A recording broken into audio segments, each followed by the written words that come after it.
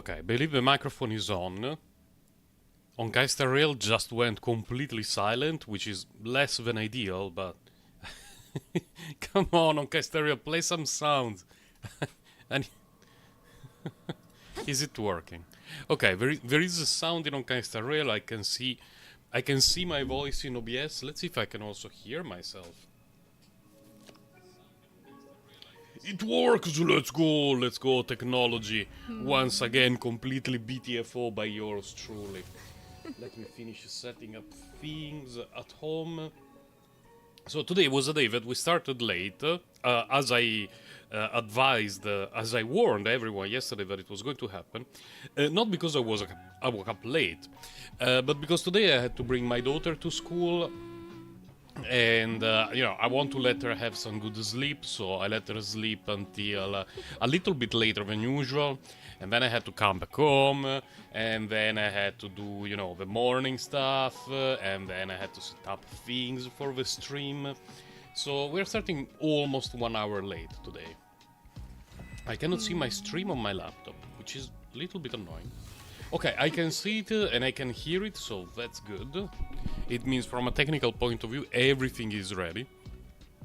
And the idea today is, well, same as the last few streams, meaning that I will be taking care of my daily stuff here in Rail, and then we already have the last Epoch open in the background. I was kinda hoping to try a new game that launches today, Reverse 1999. Unfortunately, it launches today, but later today. The servers, at least here for me, open roughly 12 hours from now. Which is a little bit annoying, because I was hoping that it would be like MiHoYo games and most other games that the launch time is morning for us in Asia.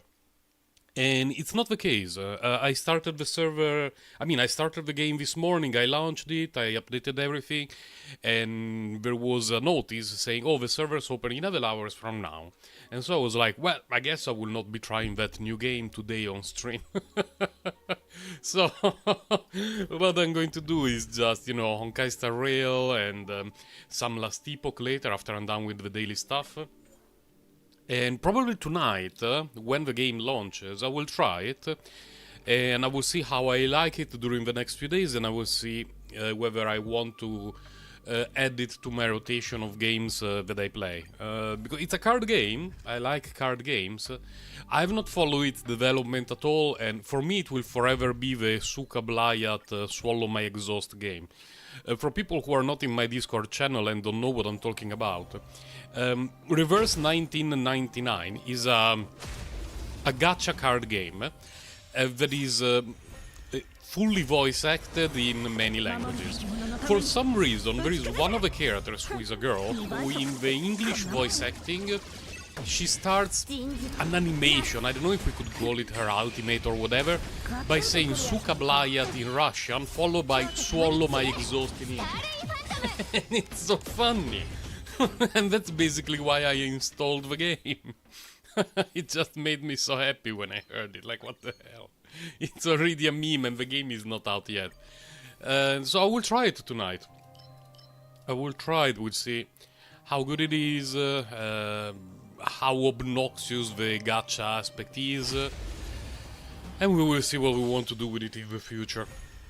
The graphic design, the art, the design in general looks really, really gorgeous, but in a card game that's very relevant for me. Because a game like... man, I don't even remember the name of that card game. What was it? I played a lot of card games, like Duelist, Faeria, and Shadowverse. Man, there is one that... Oh, Slave Aspire! Slave Aspire is the one that I was thinking of. Like, the art in Slave Aspire is something that a 10-year-old could come up with. But the game has been very successful during the last few years because the mechanics themselves are great. It's a fantastic game to play. And so, if Reverse 1999, it looks fantastic, but the mechanics are underwhelming, I'll probably just play it over the course of a weekend and drop it before even streaming it. But we shall see. We shall see. I'm kinda looking forward to a new card game because the trading card game in Genshin Impact is not exactly what activates my almond the most. I don't want Aha to look down on me. Very good, Aha, thank you. Based on Aha build. I have absolutely no expectations, by the way, just because I have no clue about what the game is going to be like. I'm just hoping it's going to be a nice card game. And that the gacha aspect will not be particularly obnoxious. 11 hours from now, which means it launches, I believe, at 7 PM for me, or 8 PM. I may be off. Okay, the timing is not even that bad. Basically, by the time I put my daughter to sleep, and hopefully she sleeps pretty early, I can just spend the rest of the evening playing that game and see how I like it. Could have been worse, could have been worse. Come on, okay. Yesterday I had a run before going to bed here in the simulated universe where I only got the resonance basically one node, one fight before the final boss. It was so annoying. It's not that it's that of a game changer, but you know, when you spend the whole run not getting blessings that are associated to the path that you pick at the beginning, it's so obnoxious. And yesterday was the first time that I actually let the deer do the Giga Nuke at me and my team survive. I felt so happy about it. My push 1 managed to let everyone survive. Now we're still here in Simulated Universe 7 for the same reason as usual, which is we just want to hashtag believe that this is going to be, the Rutilant Arena is going to be the best set for Sam, and so I want to have an extra stock of decent pieces for him. If not for him, it should be a good set for many potential future characters released, as long as their kit does not rely on the burst to deal damage. I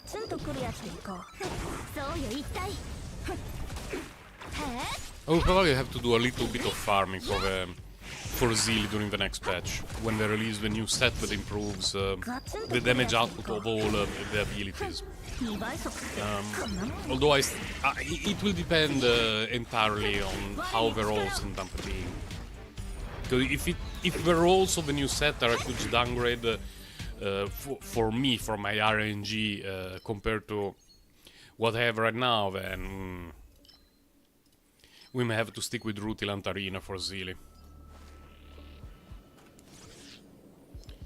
Hello, orbiting thing. I don't really care about killing you.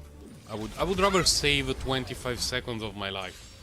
Because they were a little bit low on time since I started late, and I would still like to be able to do some last Epoch grind later. I've been making a lot of progress in the game in the last Epoch because I changed quite a few things. Both in my gear, but more importantly in the skills that I use. In the last Epoch I used the Fireball for the longest time as a secondary way to deal damage, in addition to my main source of damage, which is currently the Hydra. And I decided a couple of days ago to do a switcheroonie, and right now my main source of damage is still the Hydra, but I do not have a secondary source of damage. Haha, checkmate. Basically, I removed all the skill points from Fireball, and I respect it completely. And I'm currently using Rune Bolt as a support skill, which is only there to generate... no, not this one. To generate more mana for me, as well as providing a little bit of sustain, because Rune Bolt can be spec'd in a way that can essentially recover hit points, generate ward, and all the sort of nonsense. And it's also free, it costs no mana. So essentially what happens is, between one wave of monsters and the other, or while I'm dodging garbage when I'm fighting a boss, I'm using Rune Bolt to sustain and to generate mana, then I summon a Hydra, and then I repeat the cycle. Essentially, I deal no extra damage between one cast of a Hydra and the other one, but my Hydra deals more damage and I never have mana issues. Like, never, ever. Which is great, because some of my deaths during the last, I would say, week or so, were caused by long fights that caused me to run out of mana. It could have been against multiple wave of trash enemies or against the bosses, but it was always like that. Like, oh, suddenly I'm out of mana, which means my damage output drops a lot, I can no longer sustain my ward, or I get insta-gibbed. Now it feels a lot better, very, very solid. It just feels a little bit weird every now and then to simply have one skill that deals damage, because the rest of the things that I have equipped on my character deal no damage at all. Like Thunderbolt, well, Roombolt deals no damage the way I expected. It almost heals the enemies. And then I have the mobility skill, and then I have the shield skill, and then I have the wall skill. And none of them are particularly great at dealing damage. But Hydra can take care of everything by itself.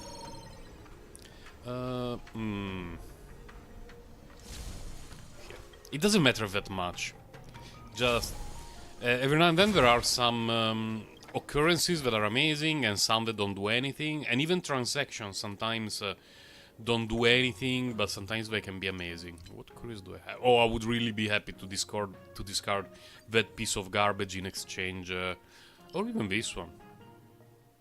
Yeah. Discard it, please. Give me the cash. Okay. We get an extra 32% damage by discarding a courier that doesn't do anything. I think overall it was a pretty nice trade-off for us. Do this. And we autoplay the Fear the Dear guy as I have a sip of tea.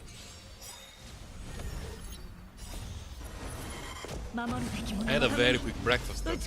When I arrived home, my belly is still taking care of it, while I'm also drinking some very cold tea straight out from the fridge.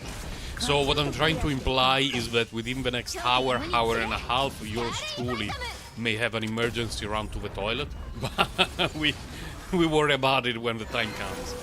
For now, everything is still working fine down there.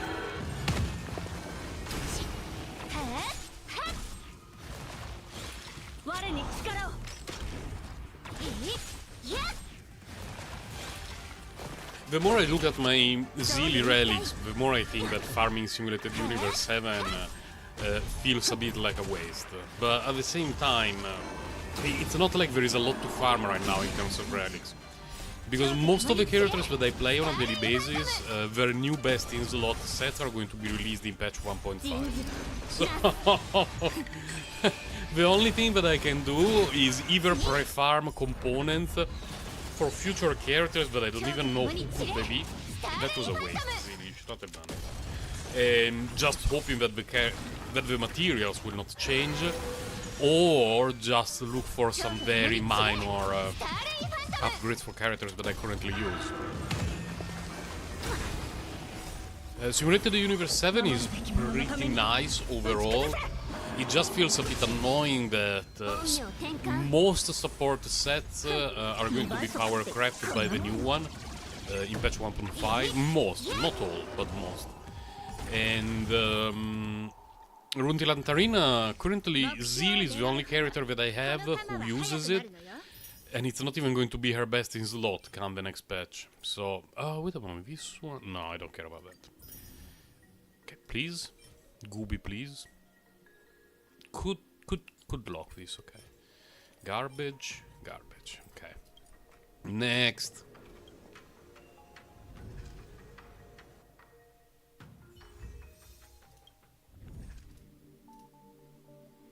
I really believe there is no point in farming anything else for me. Like, this is not an option.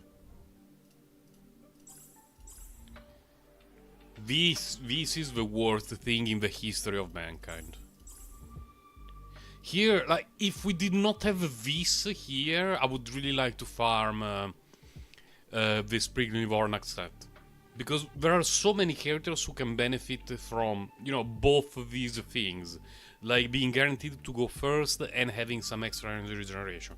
The problem is the break effect set is absolute S. Like, I would not wish it upon my worst enemy. And World 3, it is what it is. It's not bad. It's okay for general use, but everything is going to be power crap the next patch. And Worlds 1 and 2 don't give anything. So, every single day that I open the simulated universe interface, I have this internal rationalization of the energy use in the game, and I always come to the same conclusion. Like, although Simulated Universe 7 still feels a bit like a waste of energy, it still provides the best value for my characters. This is a bug that has been introduced recently in the game, and it bamboozled me pretty often. Like, the graphic effect or Zeal's, what is it called? Stealth mode occasionally disappears. Not always, but it happens quite often. And it's omega annoying.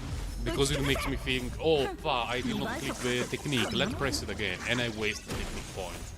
In 99% of the game mode, it doesn't matter. But if you're doing a simulated universe run in the bug swarm, you know, the highest difficulty, skill points there are really important, and wasting them can be quite problematic. Come on, hunt? That's not hunt. Hunt? Good.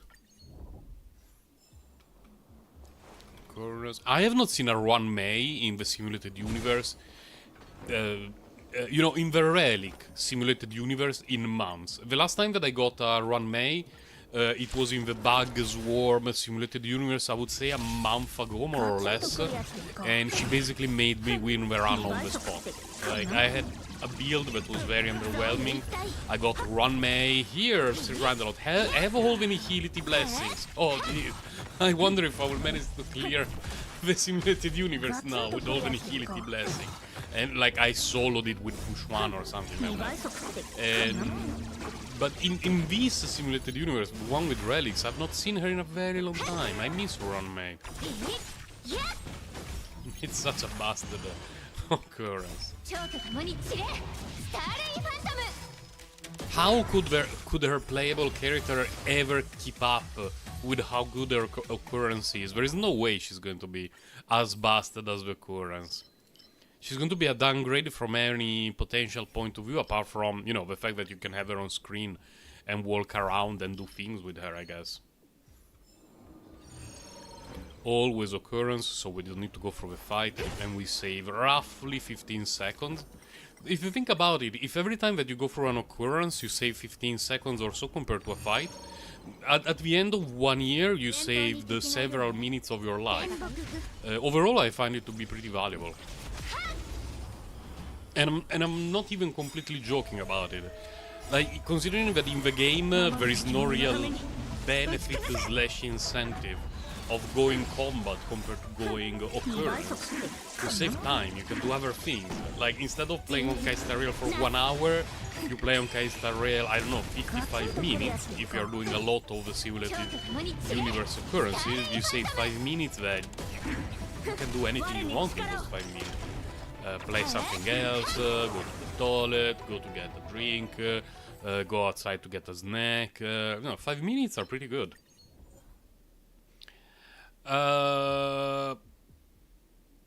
Everything is bad. I guess we get this one. But everything was honestly, legitimately bad there.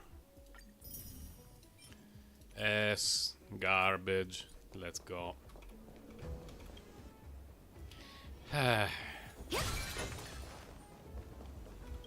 The joys of relic farming.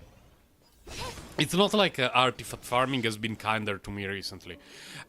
My situation for Furina is unfathomably bad in Genshin Impact, because basically on the day 1 that I started farming the new domain, when what is it called, when Fontaine was released, I believe it was day 1 or 2, I got a very good feather and a very good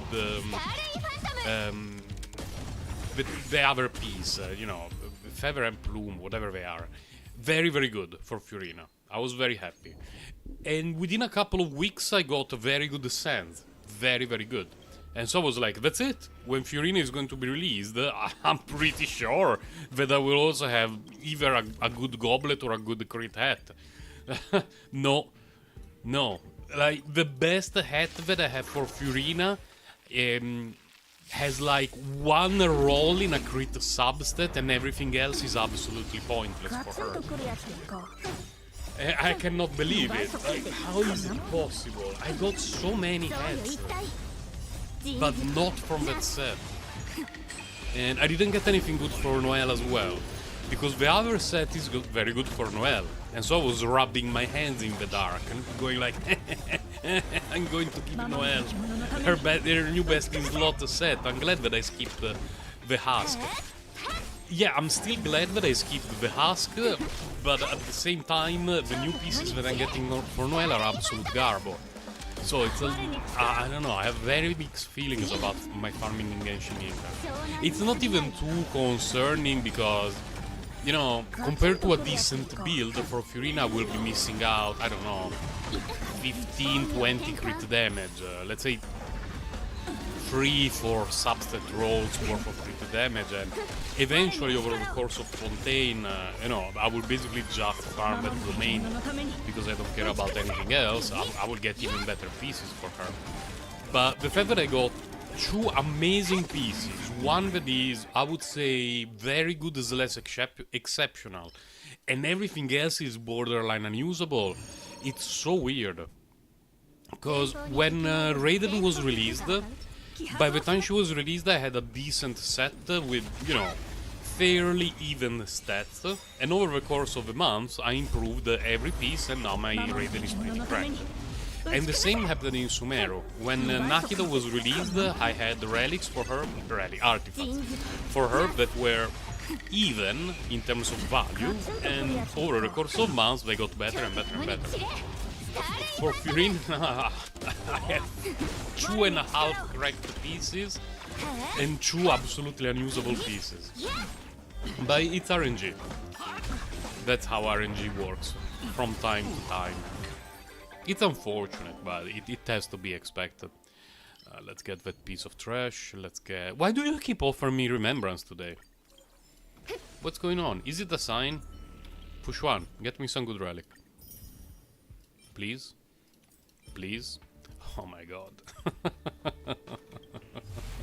It's okay, we go to the synthetizer later. Not all is lost. Not all is lost.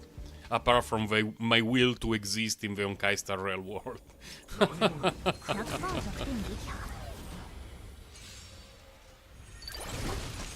If only we didn't have the energy system, I would be playing the game like 8 hours a day, going for the perfect substat roll of every single substat on every relic for each of my characters.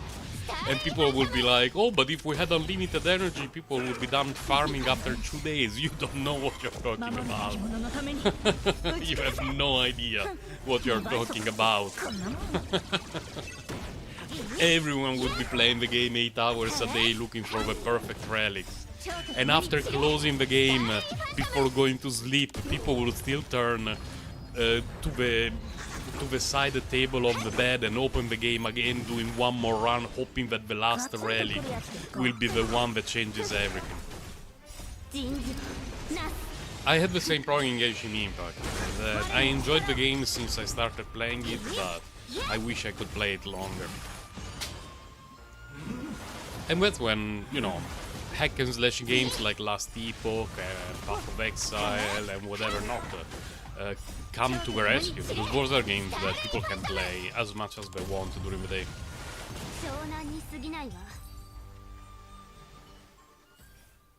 Good. That good. Like that one.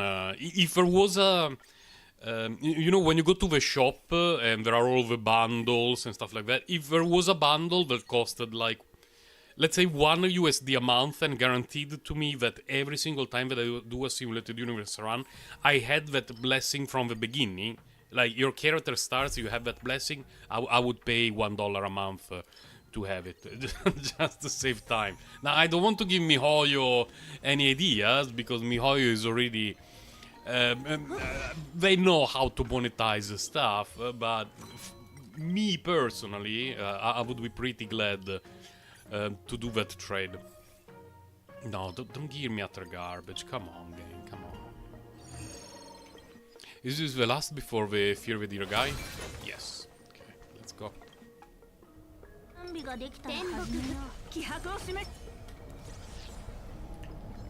Let's go from here. There you go. Good, good, good. Oh, yes. Oh, that's perfect. Nice. Now, of course, if after entering battle against the deer we lose, I will never enter the deer's sphincter ever again. If, on the other hand, any of the relics we get are decent, we're going to do the deer sphincter entrance every single time we do a simulated universe run. So be prepared, because one of the two things could happen. I did it with the gorilla, and it worked well. I had a good run when I did that entrance against the gorilla. Maybe it's a way to improve the RNG threshold of a game. There is a breakpoint that we reach if we enter fight in that using that specific technique.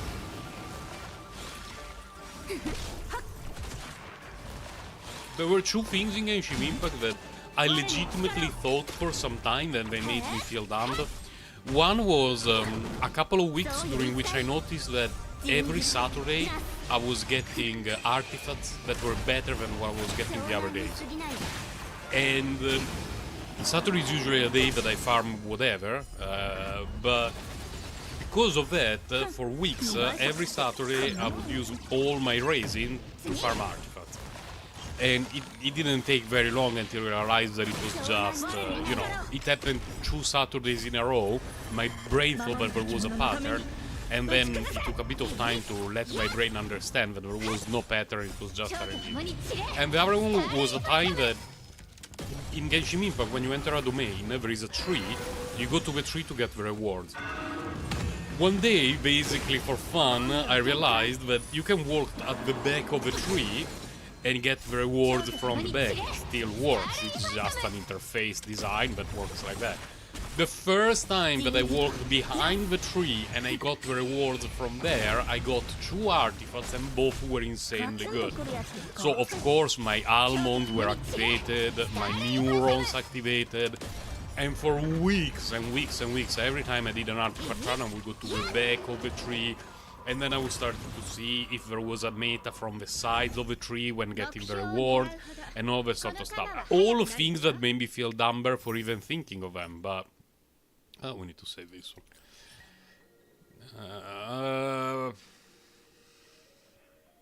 No, I refuse to lock something like that. Please. Oh my god. Oh my god. Everything is bad. Is there any cover of Corrosion that I want to... Let me check the covers of Corrosion just for a moment. Is there anything of any value for me in any cover of Corrosion?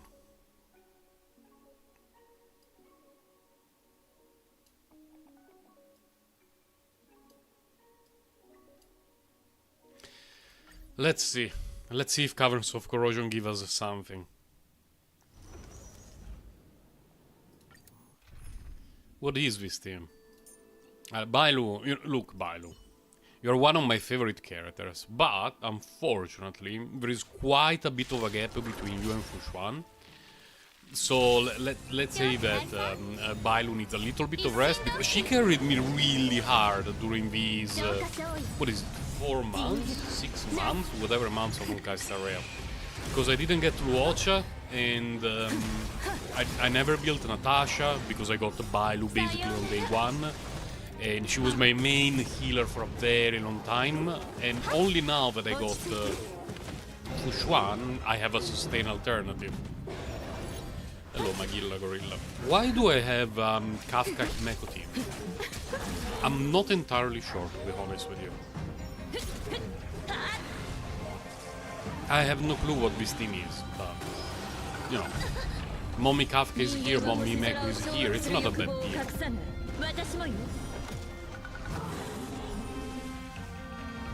According to the damage, I think I have a correct relics on Himeko. Let me check just very, very quickly.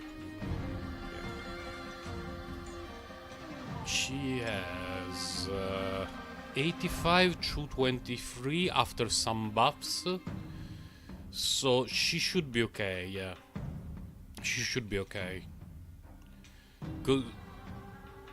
She gets an extra 12 by Fushuan and 30.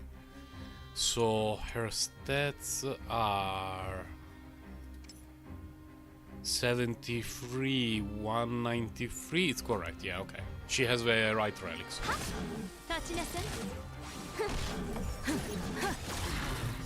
Because I use the same relics on her, on Herta, and on a few other characters.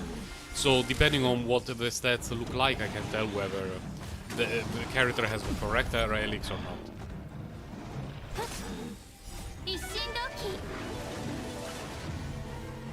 If I had my Zeely team, we would probably be on the third cavern run, but it is what it is.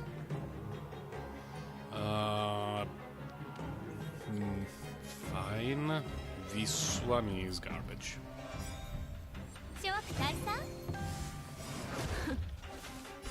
Not likely to get upgrades for Fushuan from this domain, because her 2 pieces from the hit point set are already very good. But, you know, any decent piece could still be usable for someone like Huo the next patch. And we shall see what happens after that. Also, the hit point set is, in theory, going to be pretty good for any potential hit point scaling damage dealer. Even if, you know, someone is released and they have a new signature best in slot set. If you really have some good pieces from the hit point set for the character, they should still be pretty good. Not the best in slot, very likely, but still pretty good. And I mean, for 6 months I had every character equipped with the Quantum set if I were damage dealer, and with the Guard of Wolverine Snow if I were a support character. So I'm only relatively worried about having best in slot relic sets for my characters, or as long as you know, the stats are correct, the speed tuning is correct. It's okay. This one is not very okay. Let's keep going. Oh, I think I have a mosquito here. It's not very good. And mosquitoes bother me so much.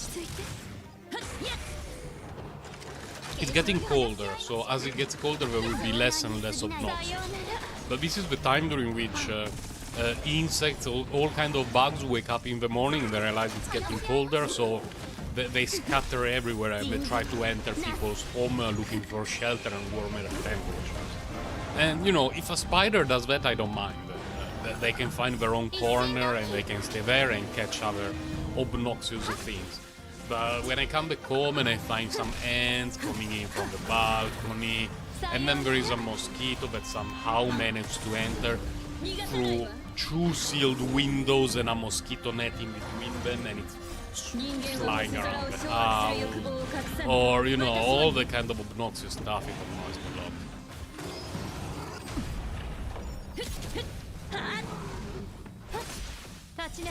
I'm happy that I equipped my Himeko a little bit better, because there was a period during which her traces were very low and her relics were awful, and like when I was using an elemental skill with her, she was dealing like 2000 damage. It was so underwhelming. It's not like now she's an Omega meta character, but she's way more... There's a speed, let's keep it. She's way better performing, way more usable. I even managed to zero cycle the current Memory of Chaos 10 with her in the first half. With a sustain unit. Because something that you need to understand about zero cycles is that very often it's someone who deals damage, 2 harmony characters, and either a third harmony character or an agility character like Bela Silver Wolf. And those teams are not hyper carry teams. They are like, the name of the team should be, oh god, please don't make any of my characters die, so I don't have to keep restarting until I manage to do a zero cycle. Because that's how those teams work. I use them, like occasionally I still do it.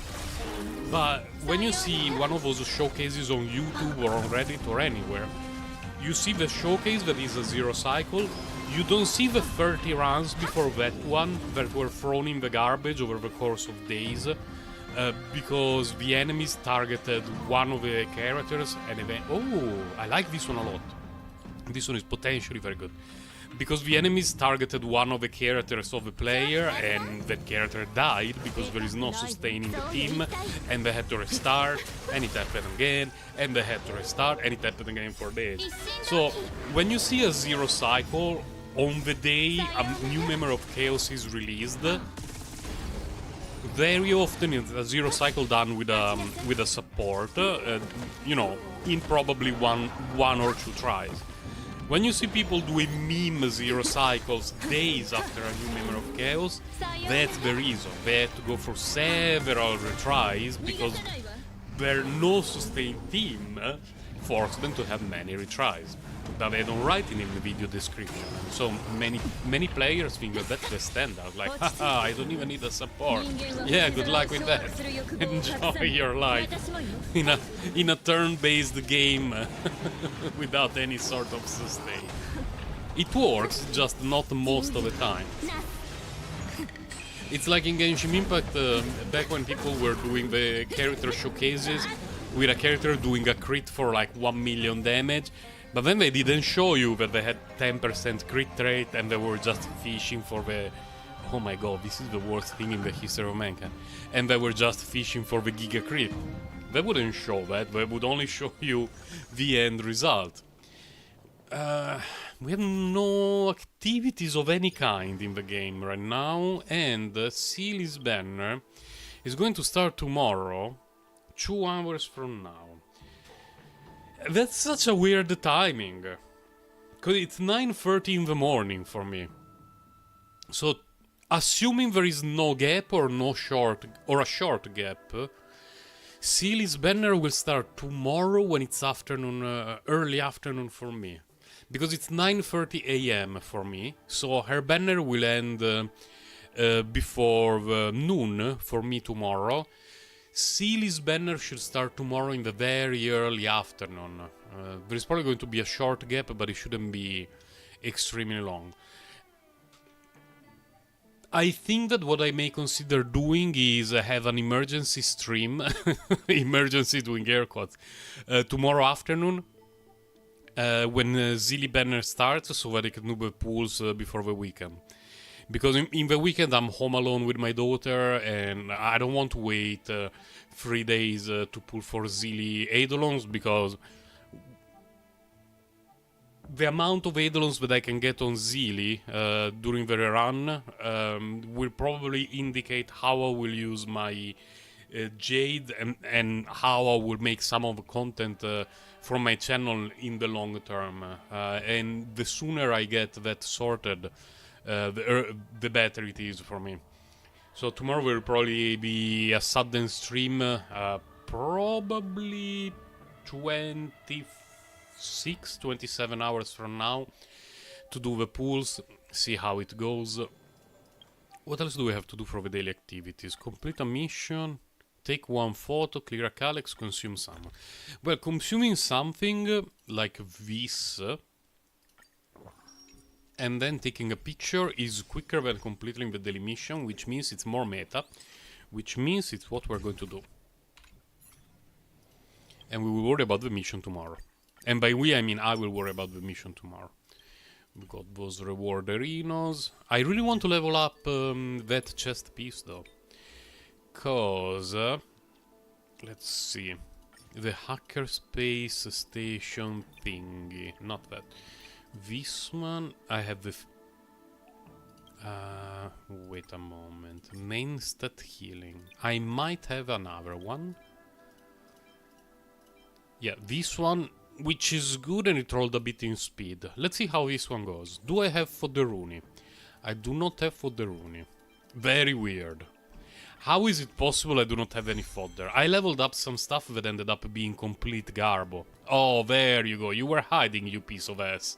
You absolute scum of the earth. Now, double roll in defense percentage, not great. Speed, okay, more reasonable. Wait, where is the rest of the fodder though? Oh, it's hiding, okay.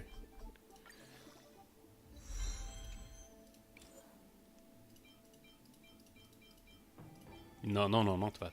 Not that. After this one we go to the synthesizer and we will see.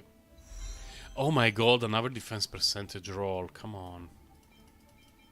I mean, I'm sure eventually we will get a healer that scales with defense, so this is not even the worst. But I was hoping to get a good piece with for Huo with a lot of hit point percentage and speed. It's still fine. On supports, defense percentage is not even the worst thing, so that when they get hit, because it inevitably happens, at least they take less damage. But I was really hoping to get more rolls in speed and or hit point percentage rather than in a subset that is currently a dead stat. Oh, we got a high speed roll, good. Very comparable to the one I already have. Where is it? This one. Very, very comparable. Better speed. In general, better, yeah. I prefer the new piece. This one, no speed, unfortunately. This one can become fodder now. Can definitely become fodder. No speed feels bad, man. It has defense percentage, but this one has rolls in defense percentage. So if we get a character who scales with defense percentage, this is already better. So we can go to the recycling tab, see if we can get anything nice, and then it will be last epoch time. Salvage 5 star, confirm, select all. How many can we craft? We can craft 7 and then probably an extra one. Let's still fish. Really though? Is this how we want to go down?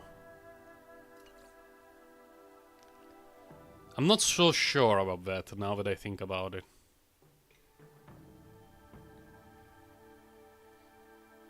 Because to get this one for zeal, how many stats can there be on the link rope? It doesn't show it here.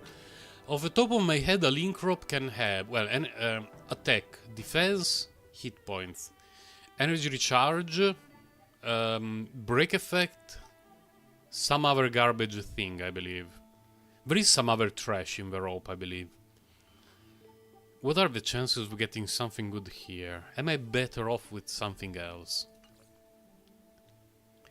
Because being able to specifically snipe a piece...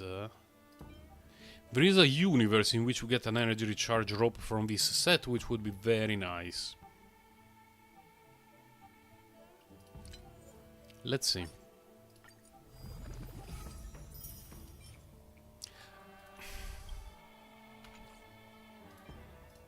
I just cannot stand break effect. Oh, fuck! Something that is not that bloody useless stat, please. Okay, I prefer it. I can lock it. Maybe it will roll well. Just don't give me break effect main stat. No, this one has 2 flat stats.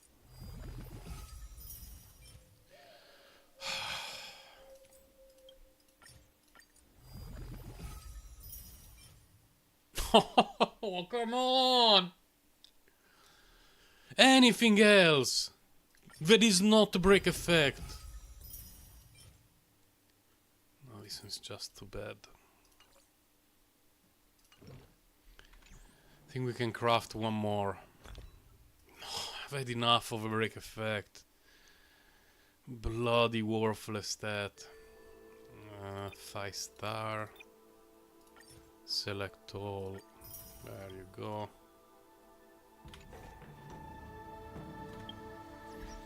Synthesizer.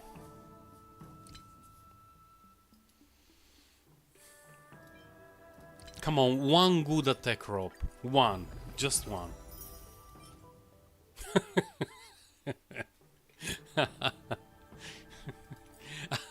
Not very good. At least it's an attack rope. Let's look on the bright side, okay? Let's look on the bright side. It was an attack rope. I really thought that I changed my wallpaper though. Oh, I thought I had a different one. Fine, assignments. So I had 80 Mercy Fires and 200 energy. Mostly wasted. Basically, the only use that I got from all of it was a decent healing chest piece from the Hackerspace set. We did it, I guess. Let me do a switcheroo to the last epoch. There you go. What's that? Oh, that one is doggies. That one is doggies, my druid.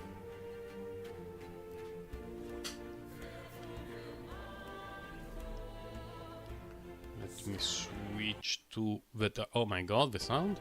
Okay.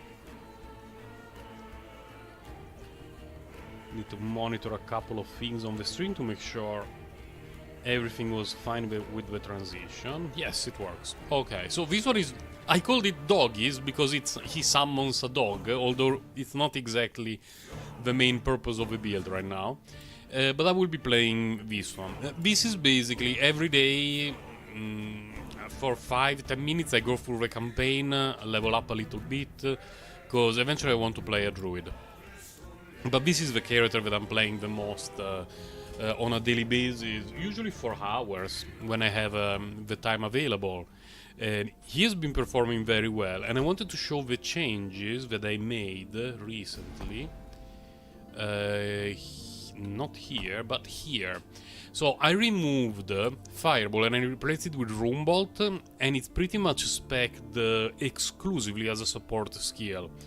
So yeah, extra projectiles because it's nice, but the important things are extra ward, well, not really, extra health here, mana gain chance, extra stacks of stuff that give me mana regeneration, and these things that are like a very small buff, but more importantly the fact that my Rune Bolt is always fire. This means that because the Rune Bolt is always fire, I can keep it here, and it will never mess up my Hydra rotation, and it's always going to be a Lightning Frost Wall, Flame Ward, Fire Rune Bolt, so every time I will summon a Hydra, and then a Runic Invocation, of course, and you know, the rest of the shenanigans. What I've been doing during the last few days is farming mostly the Age of Winter. The reason is that in the Age of Winter, when we go to a monolith, if it loads, we're getting these special rewards, rings and amulets. And those special rewards from this timeline can be very, very good. And at the moment, I have some stuff both in the amulet and in the ring slot that is a little bit underwhelming, and they are the two pieces that I'm looking forward to the most when it comes to upgrades. I use the legendary potential of this fundamental criterion, and it went a lot better than the Hydra had. So the box of Hydra, I did it last week on stream, and of the 4 possible stats, it drained the 2 worst stats from the relic that I had. The relic that I used for the infusion, well, for the crafting, had an insane amount of elemental damage and crit, I believe the other one was, and instead I got the other 2 stats, which are not bad, but I felt extremely blue-balled. Here, it was only legendary potential 1, so I could only take 1 stat from a chest piece that I sacrificed. I wish it got intelligence, because it was a chest piece with a very high intelligence roll, but my second preferred option would have been the one that it got. The 52% increased spell crit, which is actually 100 for spell crit, because I have over 300 maximum mana. This one is going to be very difficult for me to improve it, but always worth keeping an eye out for it. This can be improved quite a bit. Rings can be improved. This one can be improved. These 2 pretty ideal at the moment, because I want intelligence and attunement on all my pieces, but always a bit of room for improvement. And I have to start a timeline from scratch, absolutely from scratch.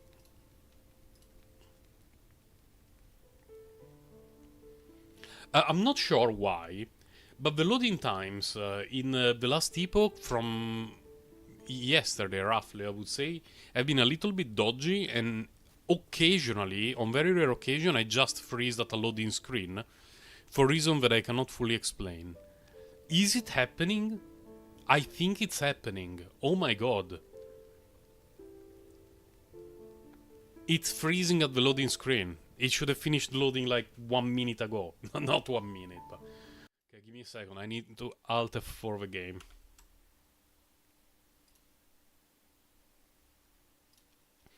And the way it happened yesterday was exactly the same. Meaning that when I started a new timeline and I decided to fight the boss before starting Monoliths, it would not load. Like it would completely freeze at the boss fight, at the boss loading screen. So let's see if we found a pattern, and I will start a Monolith as soon as the game is done loading. Shouldn't take long. I don't even know if Last Epoch will dox me. Let me see. Because there are some games that when you launch them, they show the email, the name, and everything. Let me see. Oh, Last Epoch doesn't dox me, so I don't even need this screen. Let's go back. Okay, so grind a lot. Let's go. Oh, someone has sent me a message. What the hell? No, nothing important. So let's try again. This time instead of going for the boss, we go for a regular Monolith first. See if it works. Let's go this direction.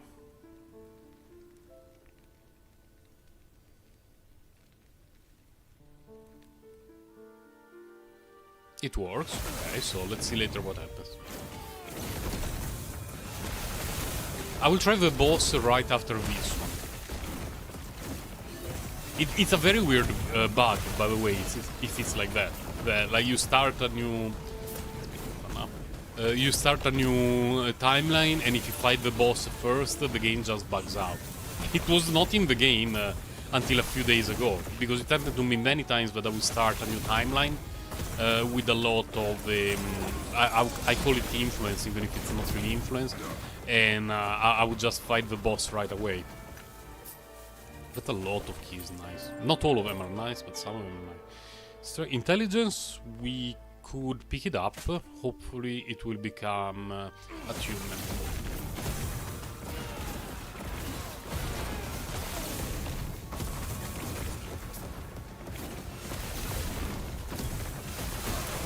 And I got a very nice mod, I believe, on the belt, which is every time that I use a potion, it reduces the cooldown of my movement skill. Which not only is it nice when I actually need to use the movement skill to get out of danger, but also, more importantly, because it reduces the cooldown by a flat amount. Let me check here. Yeah, by a flat amount.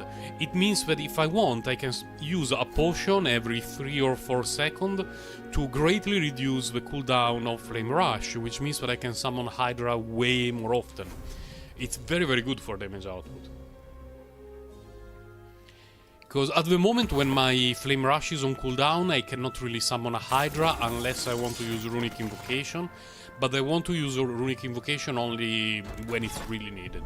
Let's see if now we can fight the boss without having the game freeze. Let's see. It looks better. So, the bug works like this. If you start a new timeline, and you have enough influence, so to speak, to fight the boss, and you fight the boss, the game freezes. But if you fight someone else, the game will not freeze. Very interesting. What are the mods? Increase health and damage? Oh my god! Oh my god, the modifier. I should have noticed it. I should have checked what the modifiers were. This is going to be very difficult. Do not stand in my way. Ow. The rage. It's taking damage at least. This is a mercy. Shatter. Do not stand in my way. Need to focus a little bit.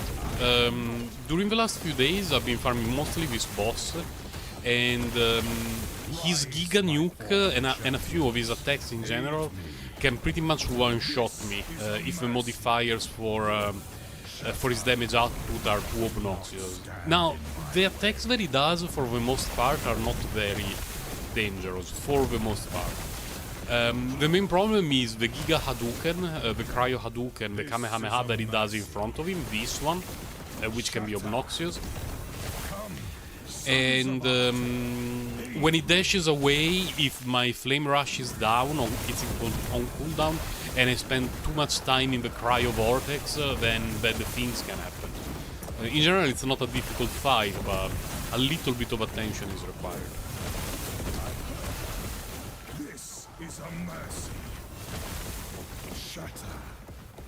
Do not stand in my way. Oh. This thing, yeah. I had just used my Flame Rush, so I spammed the health potion, which reduced the cooldown of Flame Rush, and I was able to dash out of danger and back into damage mode, so to speak. GG. What did we get? A helmet from this guy? Oh, I have 1,000,000 already. Keep current. Ring of It's Disgusting, and a Temporal Samtum Kim is always useful.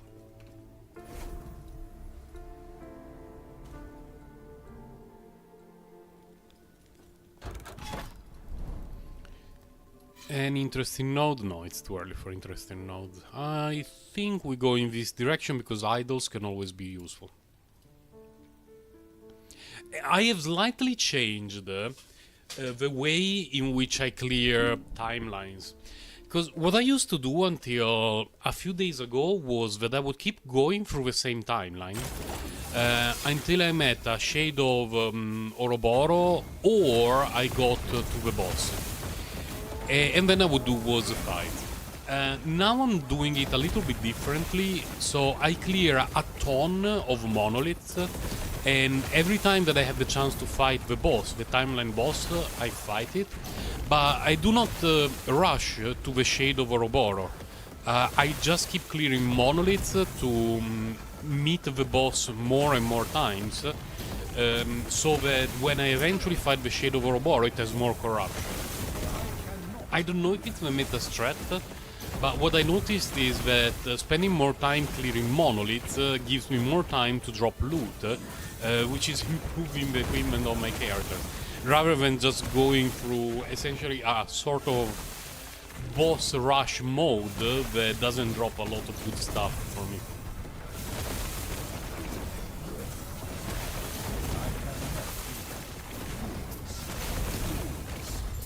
A scepter. Can you show me the scepter? It's absolute ass. This thing is garbage. Let's keep going. And I'm also kinda enjoying exploring more monoliths in a timeline, fishing for those that have rewards that I'm actually looking forward to get. I'm not a fan of meeting these ones early. These are very valuable for me, not just for the exploration, because those weird monolith thingies, they reveal all of the nodes in a certain area, which is very good value when you are, you know, deciding which direction to go. But also there are times that I'm about to fight the boss or the Shade of Ouroboros, but there are some mods that I really want to avoid during the fight, like crazy damage buffs or crazy things that increase hit points and the resistances of the boss. And I will use those monoliths to essentially have an easier fight that will reduce the amount of buffs that the boss has, just making my life a little bit easier. So basically every time that I meet one of those monoliths, I have to decide, do I want to use it now to have an easier time exploring and deciding which direction to go? Or do I just want to clear right up to it and then save it for later if I need to drop some mod? Because some of these mods that you see on the right can be extremely obnoxious when applied to bosses.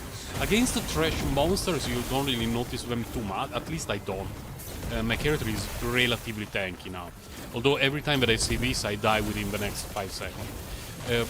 But against the bosses they can make a huge difference.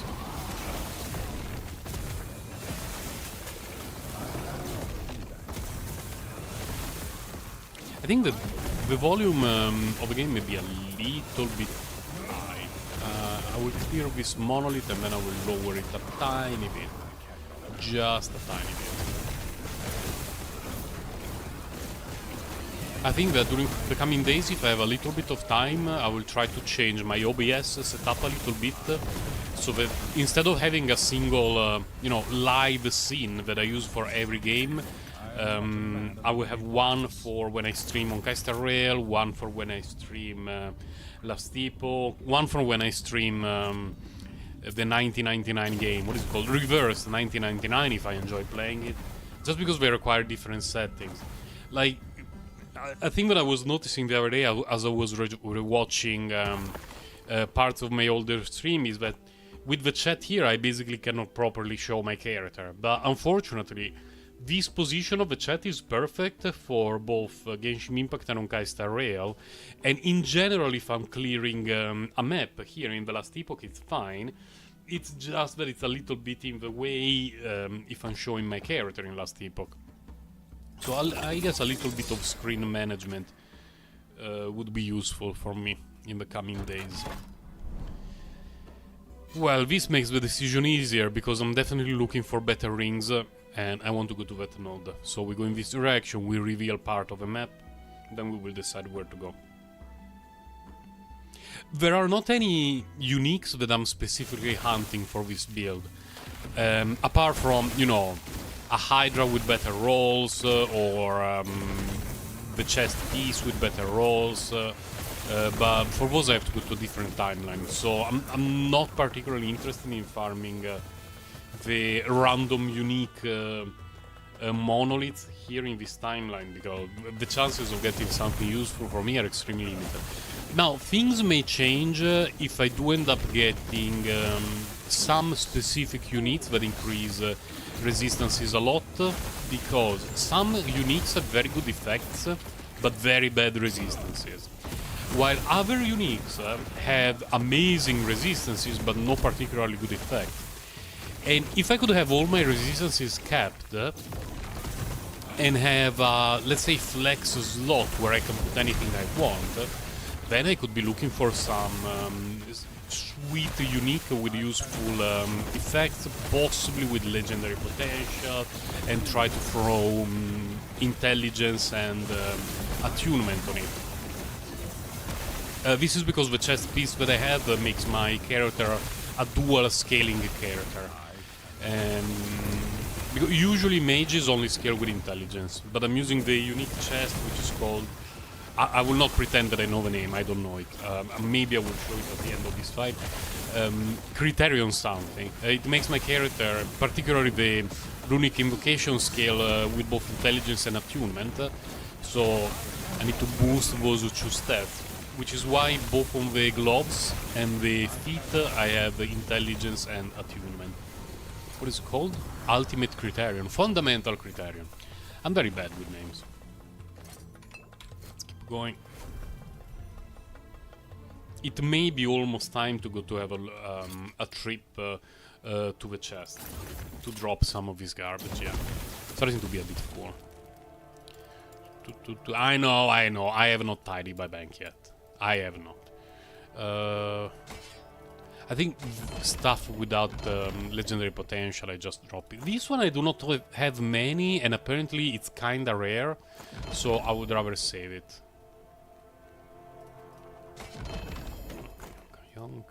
I have not decided exactly yet how I will build my druid, so all the uniques that do things that are workable for a druid, I'm saving them. This is my keys tab, a lot of keys. This one triggered me a little bit because some of the rolls were low rolls, so it's not better than what I currently have by a tiny bit, by a very, very small margin. It's annoying. It's annoying. I will keep it because you never know if it may end up being useful, but just a little bit annoying that it's not as good as it could have been. Strike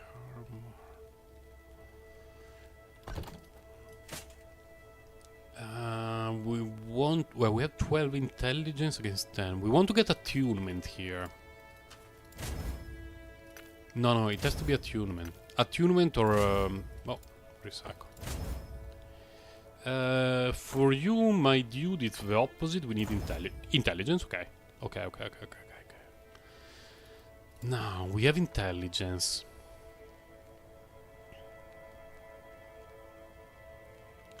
The problem is...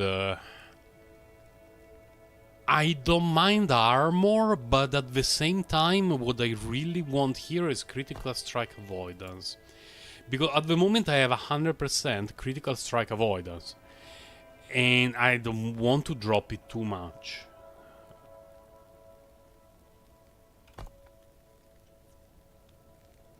This one unfortunately is lower level.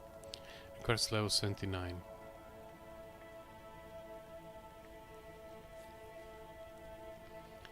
There is a universe in which... Okay, this one went to 5. This one went to 5. It increased armor 5. What I want to try to do is... lock armor. Please. Okay, we locked armor. But we really need to generate critical avoidance. No. Oh my god, health is good. Health is really good. Because if I do not get any critical strike avoidance here, I need to get it here in the gloves. It's not going to be easy.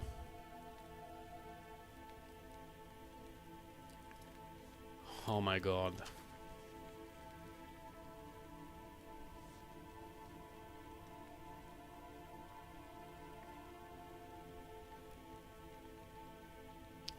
No, I want to hashtag Bill, please. Critical avoidance.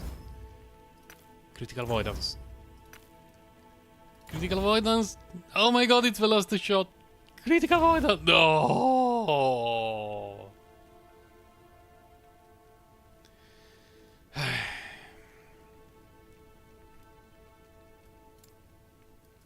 I'm sorry. You had a lot of potential, but it just didn't work out for us. Oh, this one can go. I got a better one. Basically the same one. Let's go! Nothing in that direction. So many rings. Let's go. Okay. Ring and ring.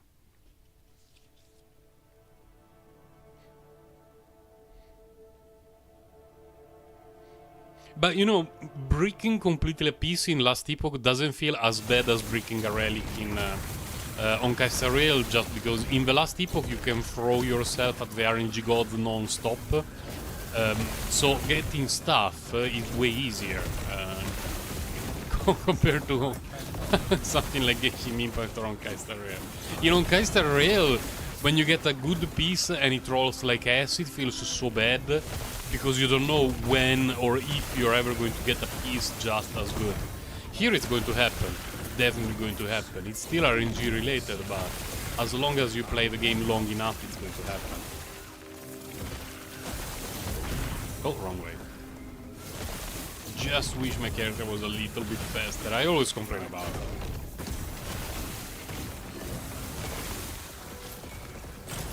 Runesmith cache, fine. I used a few runes of Ascendance during the weekend to see if I could snipe one of those very nice rings slash amulets that would fit my build very well, but so far no luck. I could try a few during stream today, because I have a lot of those Ascendance runes.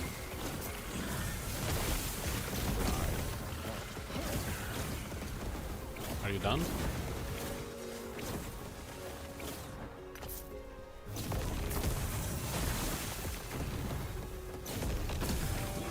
Oh, and I forgot to check the level of the sound. The level, well, the volume level, in English. Blade or whatever. Let's see, sound. I think I will lower it just a tiny bit. Just a tiny bit. Because it sounds okay in my ears, but when I look at OBS, to me, it looks like the sound levels go up quite a bit compared to on HSR. Let's see. not terrible. I could actually try to craft something from that. Terrible? The worst thing in the history of mankind? No. So, what we're going to do...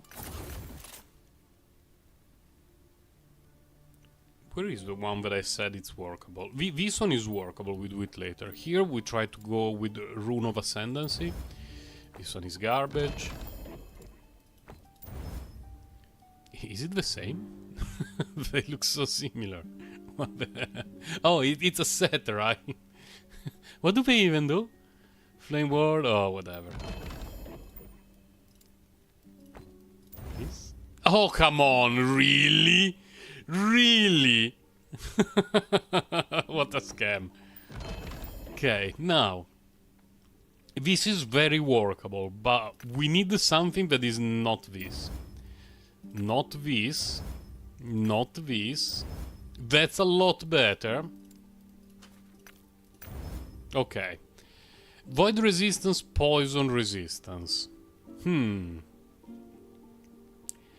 Well, of the two, void resistance is more valuable. By quite a bit. I do not have a lot of forging potential left, unfortunately. 28 is not a very safe amount. What I will do... How much does this one cost?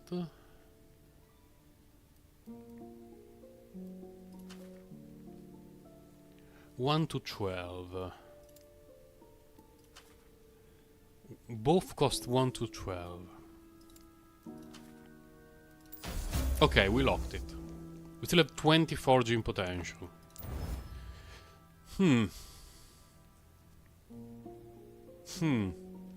No. The reason why I don't want it is that I already have a lot of elemental resistance from other pieces. And what I would prefer... necrotic. Necrotic is already very high.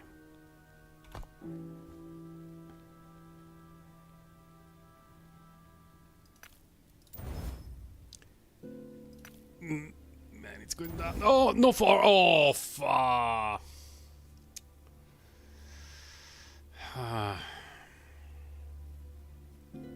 It's not even bad, just... It could have been better. Unfortunately, a bit of bad luck with the Glyph of Chaos. I guess I was a bit greedy.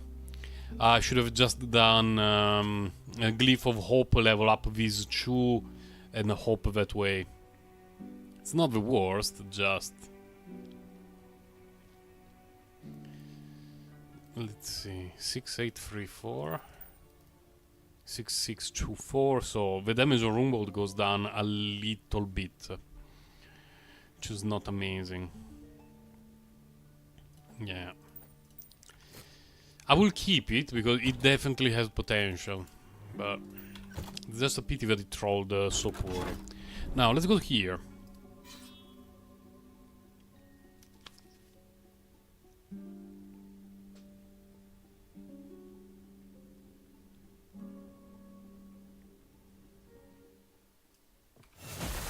What is this? Oh, okay.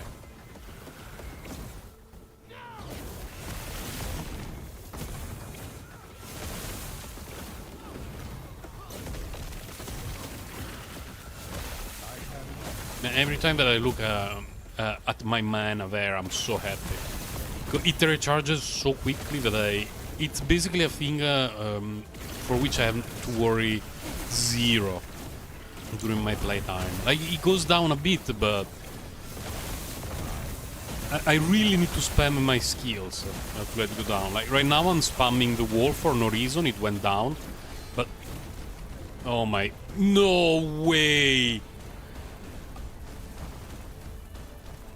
I was farting around to show the mana regeneration and I was killed during the only monolith that has the rewards that I want. I cannot believe how dumb this was. Man, that was the worst thing. Ah, punished. Absolutely punished for not paying attention.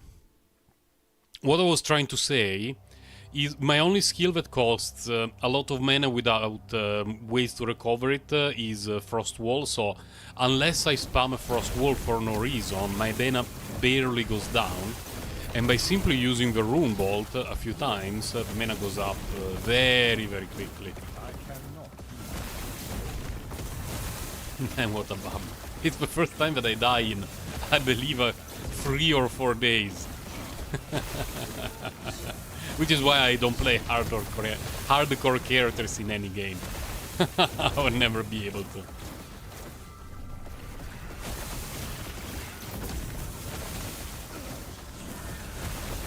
I guess if there was hardcore Dark Age of Camelot, I would make it 1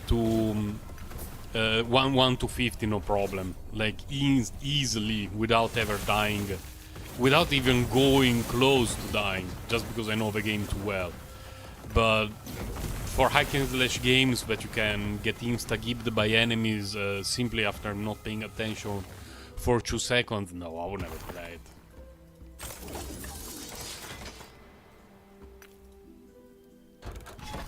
Let's see. I would rather get key over cash, so let's go this way. I still have not managed to clear the light arbor at difficulty 4. I made it to the last fight. I wouldn't say easily, but I made it a few times to the very last fight. But I died moments before the boss was dead. It's not a huge issue because I have a ton of keys and you know, whatever. But I really wish that I could make it there. Because the rewards for the tier 3 fight are interesting, but I know that the tier 4 rewards can be a lot better. And I believe I'm not far from making it there consistently. I increased the tankiness of my character quite significantly during the last 2 days, and I can survive a few hits during both fights. You know, let's say the first phase and the second phase of the boss of the Light Arbor. But still not consistently. What's that thing? Interesting. I don't know if there is any unique catalyst that I could use for this build, but that catalyst has 2 useful stats. We can probably craft another couple useful stats and then we can decide what to do.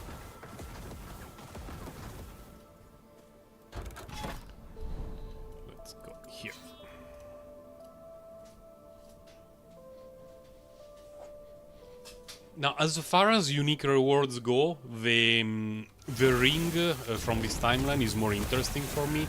But even the amulet would at the very least be something with a lot of potential. Something that I really liked about being a hoarder, and meaning that I have put in the bank everything that I found since I started playing the last Epoch a few weeks ago, is that some of the uniques have a very low level requirement. Very, very low, like under level 10. So when I created my druid, Doggies, almost instantly I was able to equip me with a bunch of unique items. And it was very cool to have this basic... Oh my god. This basically hobo going around dressed with the uniques almost in every slot, almost. I only have a couple of slots where my druid has no unique. And even then it's only a matter of a few more levels. Okay, we conquered Wisiko without dying, which is good.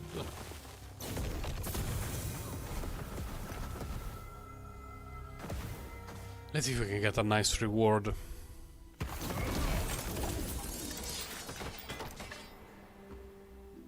Tears of the Forest, fine. Not what I was looking forward to for this character, but it can be used by my druid. So it's okay, it's all good. I have not looked into the druid yet. The problem is... not really a problem, but you know... at the moment I'm playing it essentially in a way that looks like a berserker, because I just go around with a two-handed weapon, spamming swipe, and using the leap ability, which looks exactly like the Zerk ability from Diablo 2. And so it literally looks like a berserker rather than a druid.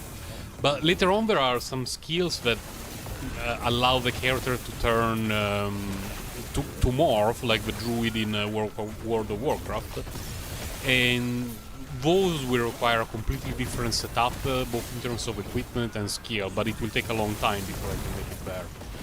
So I have not decided yet which build to follow. I have not looked into any build on the last Epoch tools. Just now that I have a decent idea about how the game works, I would rather build the character myself and learn things along the way, and eventually decide, okay, I want to build this like a berserker that can summon some doggies, and I will do that. Or I want to build it like a druid that turns into a Spriggan, and I would build it like that. By the way, Spriggans in... yeah, we can keep it. Spriggans in Dark Age of Camelot were only enemies. So when I saw the ability of turning into one was so weird, because I farmed them endlessly while playing Dark Age of Camelot, for the most part in the frontier zones. Let's see, we could have a look here, but Exalted Relics is not even that interesting. Let's go here anyway. The problem is, for this build that I'm using, I need to use the Hydra Relic. I cannot use anything else. And a few days ago I dropped an item that is a unique relic that is fantastic for sustain for pretty much any build, and it's a rare drop. It does not have any legendary potential, at least the one that I got, but even without legendary potential it's extremely useful, the heart of whatever. Meaning that when I play another character that is not a rune master focused on the Hydra, I will probably be using that to me. So in general, Exalted Relics are not particularly valuable for me, apart from the potential of being sacrificed on uniques that have legendary crafting potential. Feels a bit bad, but it is what it is. And when I had the Fireball, I was always out of mana while clearing this thing. Now my mana is always in a very, very safe position. So as long as I do not completely lose focus on what I'm doing, and I still move around, and I just press the buttons that my character can press, switching from Fireball to Runebolt was such a huge upgrade for me. A damage loss overall, of course, because I lost all the damage that my fireballs were dealing, but due to the fact that I no longer have any downtime caused by mana on any of my skills, overall the performance of the character is way better. If I could go back in time a week, I would tell myself, Sir Grandrod, ditch Fireball. The moment you find the Hydra head and you switch to the Hydra build, ditch Fireball and do something else. Nothing very interesting in that direction. Nothing very interesting in any direction, actually. That's a bit of a bummer. We're getting far from the center, so soon we should start to be finding the Shade of Ouroboros. Let's go in that direction. We clear the Relic node, the Glyph node, and then the other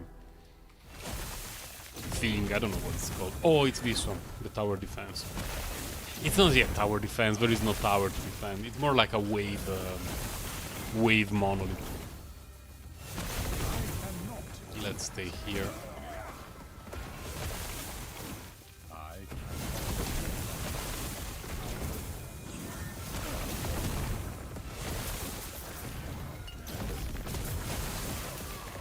Just doing a bit of back and forth. I don't know why, but I've always found, while clearing these monoliths, that they go by much quicker if I do not stay in the center.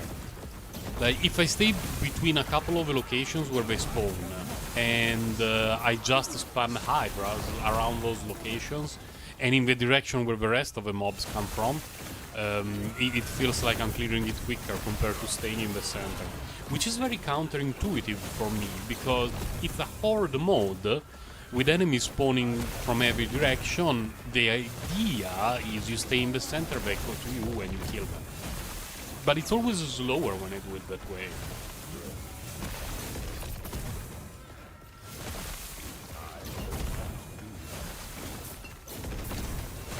far are we? Oh my god, we're not even close yet. Yo, kawaii potato! Your sense of time is off. Don't worry, I think it was thrown off because today I started late. Because I had to bring my daughter to school and I started 1 hour late. Started at 9 instead of 8, so, you know, everyone who relies on the start of my stream on Monday and Thursday to know what time it is got a bit thrown off, unfortunately. I was also hoping that I would be able to play Reverse 1999, the gacha card game that releases today, and I installed it and then I found out that here in my time zone it releases later today, like much later. When it's almost time for me to go to sleep. So I will not be able to stream it today, but, you know, I will try out the game during the next few days to see if I like it.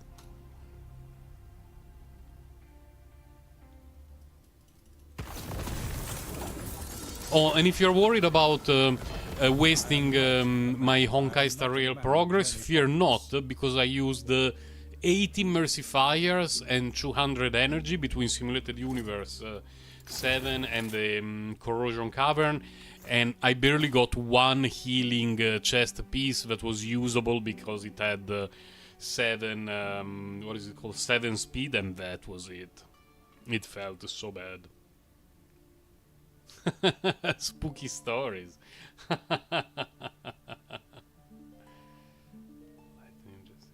Nothing here is usable. That's bad. There are some channels that narrate spooky stories, like real stories of people getting lost in the caves, or, you know, going through some really weird stuff that are very interesting. I enjoy listening to them every now and then. Like, I absolutely hate the idea of going in tight caves. It's something that I would not even consider doing. It's not a phobia, but people could never be able to pay me enough to go underground in a tight, dark cave. But listening to those stories and hearing what happened to people who got stuck, how they got out, or how they did not get out, is something that I find, at the very least, interesting. But, you know, people are scared / concerned about different things. Like, there are some people who cannot stand the idea of going to the sea to swim, or to rivers or lakes, while I don't bother about that in the least. On the other hand, a dark cave through which I can barely move, nope. That's a big nope for me.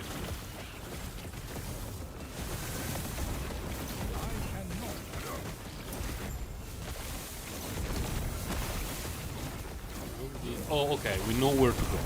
But first we need to get rid of the garbo over here.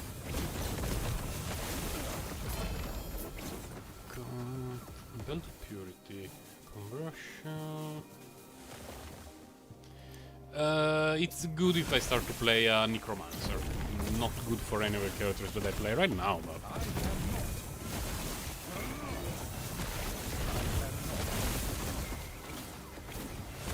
Oh, today I need to remember to dress my daughter with her Halloween costume before going to school, because they're going to have a Halloween party at her kindergarten. And so she decided to dress up... well, she has two options, so she has not exactly decided on which one yet. She will decide it tomorrow morning, but she will dress up as something extremely scary. Either Snow White or Elsa from Frozen. She decided to wear one of those two, but she doesn't exactly know which one yet. We have been stuck in a... Oh, yeah, that's a feeling that just the idea bothers me. I don't want to go through that.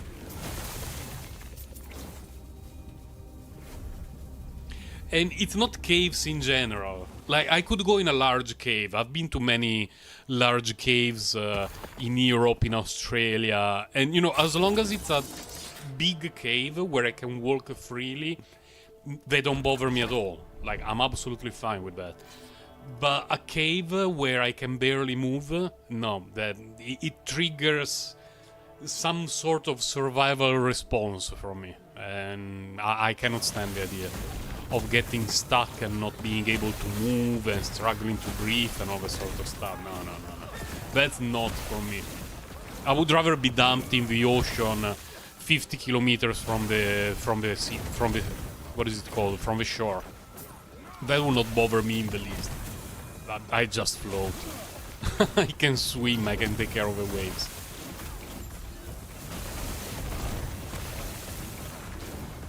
I would be very good as the main protagonist of something like Tom Hanks' Castaway 2.0.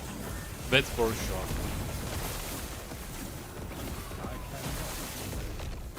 For other things, not so much. What was the movie where people started to eat each other on a mountain in the snow? Was it called Alive? Yeah, I think it was called Alive. That was very interesting. There was a bit of drama around the movie when it was released, but it was a very long time ago, and the internet was a thing, but it was not as widely used as today, so...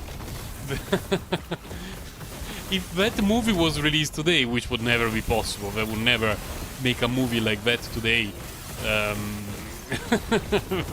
Reddit would go insane. It would be funny.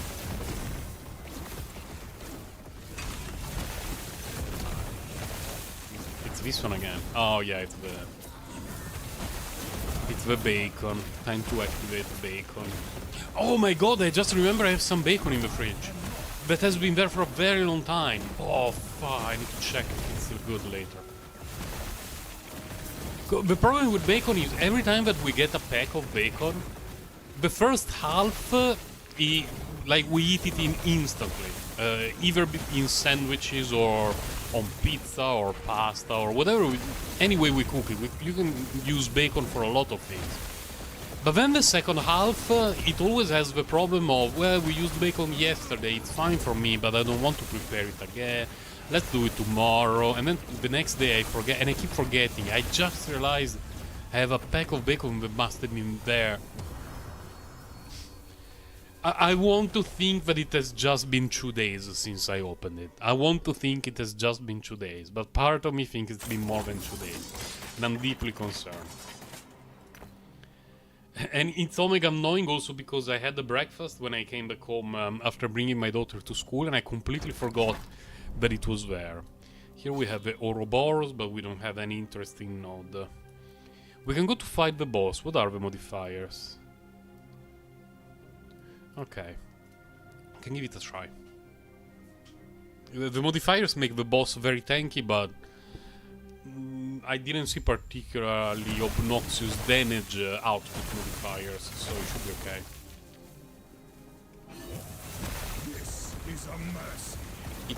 It's not taking a lot of damage, but... Do not stand. Yeah.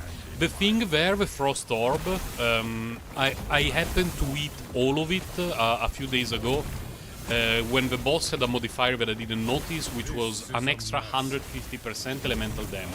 It was not a particularly fun time for me, because the first spike that reached me dropped my health in half, and the second spike one-shot me. So, I was like, hold on a moment, what the hell happened? And then I had a look at the modifiers, and I was like, oh, that happened. Rage of winter. Shatter. Do not stand in my way. Man, it's so tanky.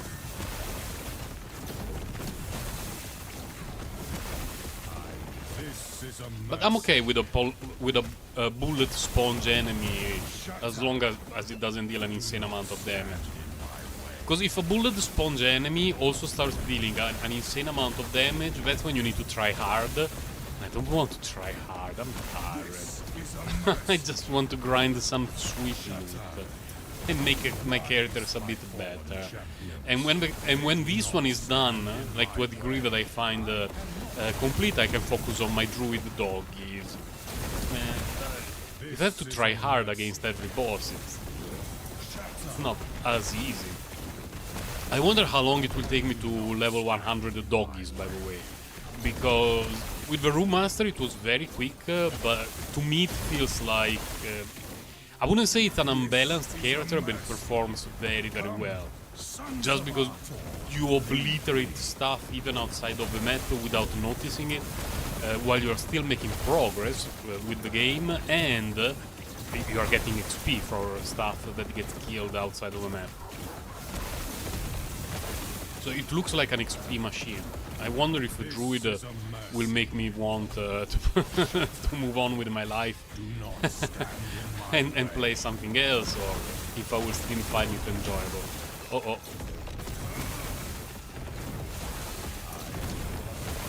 I like that he has a tail. When he says "do not stand in my way" or whatever it is, it's when you often need to move out, because he will do that. But very often when I play without sound, either because I'm watching some YouTube video or whatever, and because of that, 62. Okay, the one that I have is better. Because of that, I'm not 100% familiar with all the tails of the enemies in the game.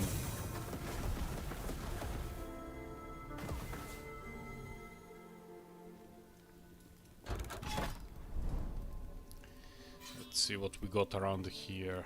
Nothing, nothing, nothing. The starting area is there. So if we move in this direction, we are still getting a good amount of stability. I just would like... Fine, let's go from here.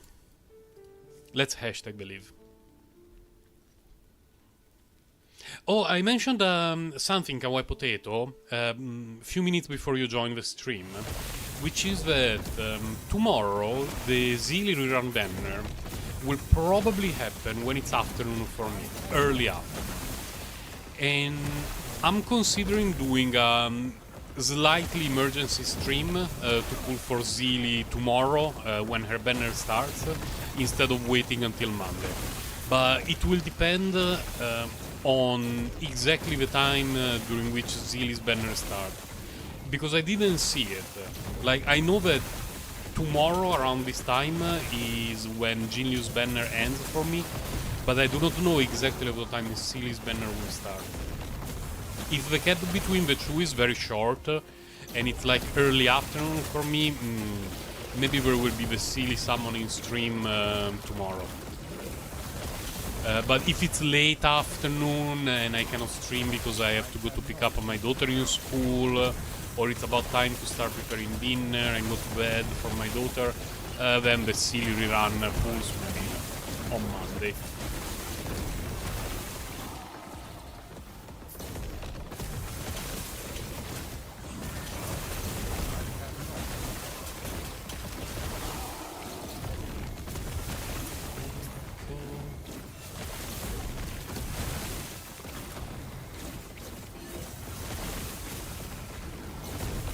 Oh, here.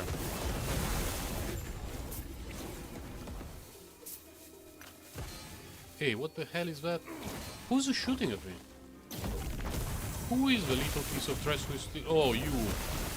Piece of crap. I was checking the loot on the ground. Stop shooting at me. It's Crystal Sword of...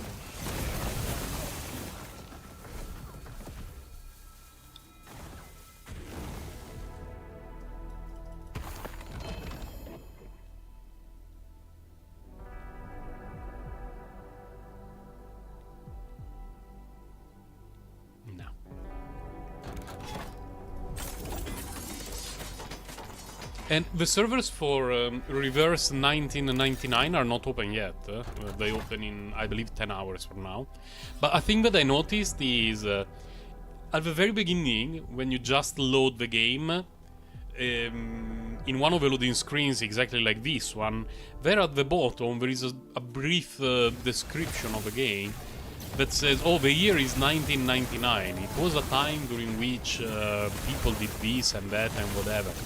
And in my head I was like, man, just now I realized that for some people 1999 is a time in the past, in the last century / millennia, long before they were born. For me it was high school.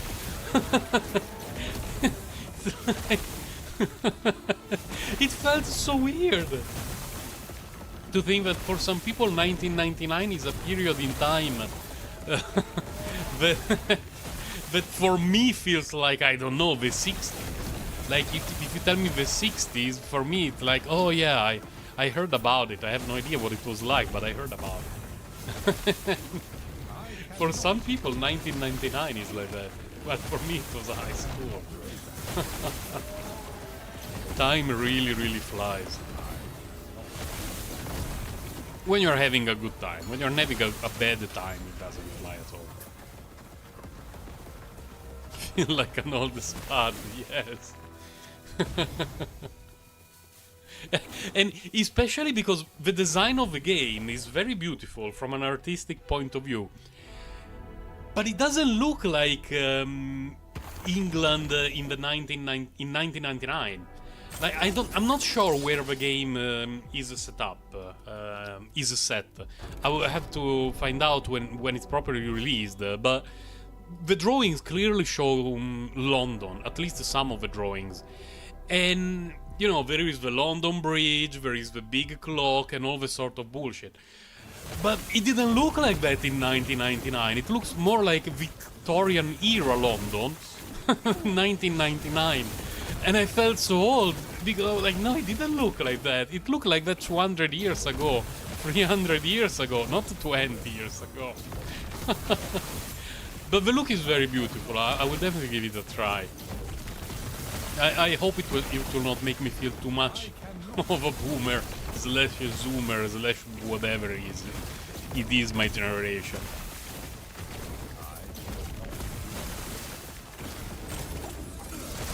A warrior cache. Why are you highlighting that one is garbage. I don't even know which weapon I should start saving from my druid.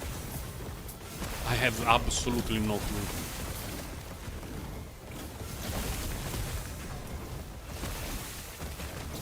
Base the Hydra's one-shotting everything on an AoE everywhere on the screen. What do we have to do here? Oh, we need to slay a dude, okay. So many bugs. Oh, that's a lot of stuff. Hold on a moment. Okay, the one we needed to kill is dead. A thing that I like is that after you complete your target, which in this case is killing that dude, if you die, it doesn't count as you have failed the mission. It's you completed the mission, you get teleported to the area. Just as if you were going through the green teleport. That is something that I can definitely appreciate.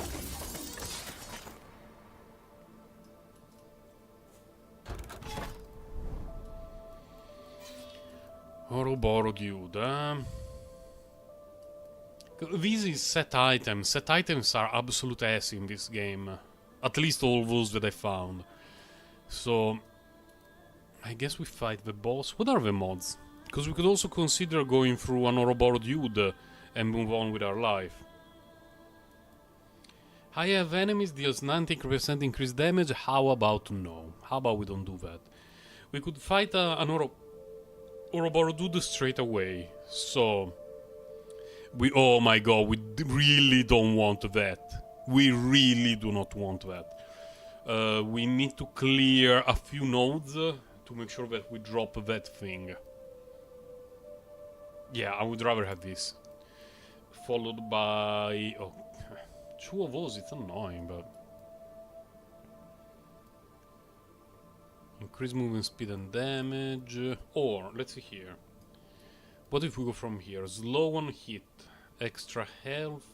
Movement speed and damage. Glancing blow. Increased health. How about we go from here? Endurance. Glancing blow. Health. What about here? Enrage? How about no? Increased health and focus on attacking. Chance to chill. Chance to chill is one of the least obnoxious. So getting this as an extra mod is definitely acceptable. Like, it's not nice to be slowed down basically all the time, but because I have the dash thingy here, it's not even the worst thing.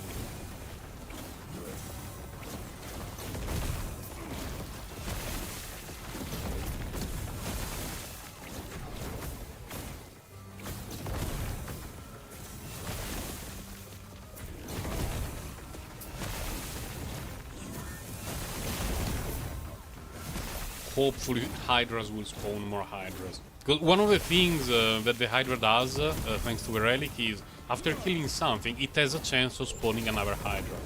And a few days ago, I must have had a run of incredible RNG because I killed something and it spawned an extra Hydra. And that Hydra killed something and it spawned an extra Hydra. And it kept going even while I was not there. And I had to do a little bit of backtracking, and by the time I backtracked, there was still a Hydra there, shooting after a couple of minutes. Vinny must have generated an insane amount of Hydras that one-shot half of the map. It felt really good. It's the ultimate AFK farming. AFK farming was great. Every time that a game had AFK or Beast King, it sounds like something I should keep for my druid. Yeah. Like in any game I've ever played, if there was a chance to increase, to get some drops or to get some XP while AFK and during the night, I would do it like 100%. Endurance.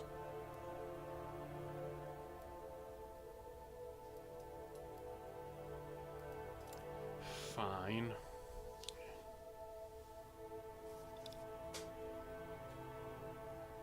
Not every game allowed players to do that. I mean, in theory, no games allow players to do that, but there are some games with a respawn system that is designed in zones rather than in instance dungeons, where even years ago, before auto hotkey and more in-depth macros, it was possible to keep farming just by having a character in the right spot and putting something on the keyboard so that your character would repeat a very specific action, and you could spend you could have a character logged on during the night and just grind and wake up in the morning and find that you got some loot. Or at least some extra XP.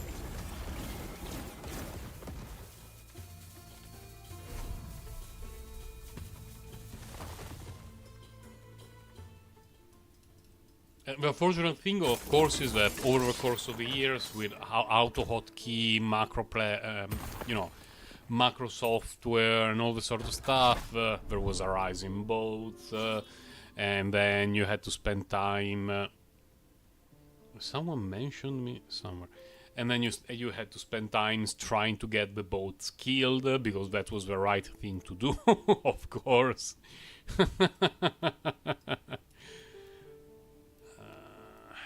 To get rid of those mods. Okay. Killing boats has always been an art for me. Like the boats of gold farmers in games and stuff like that.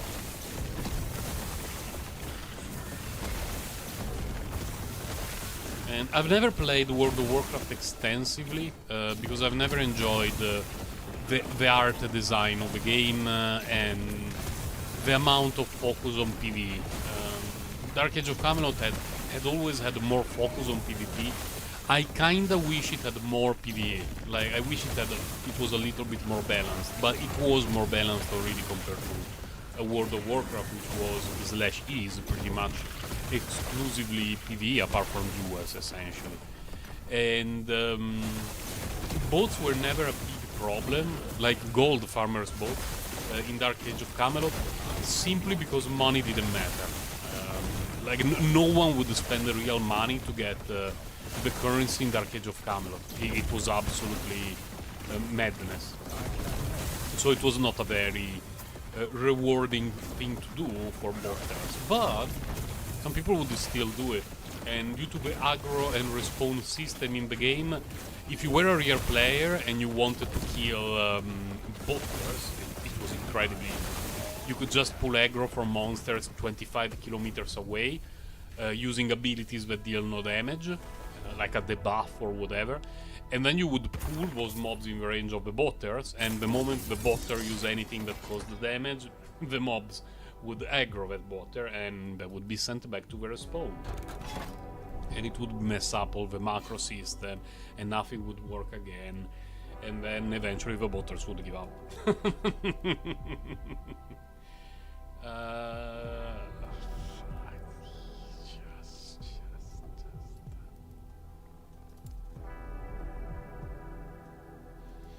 Need to go through at least 2.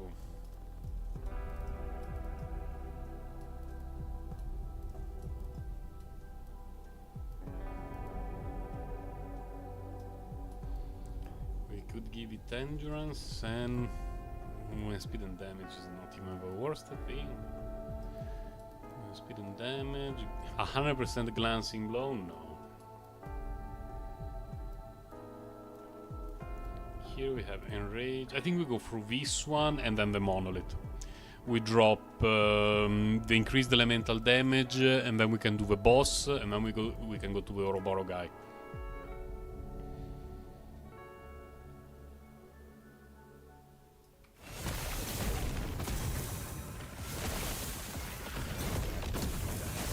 What time is it? It's almost.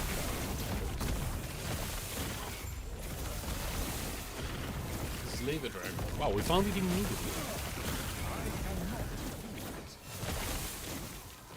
Coiled be dead.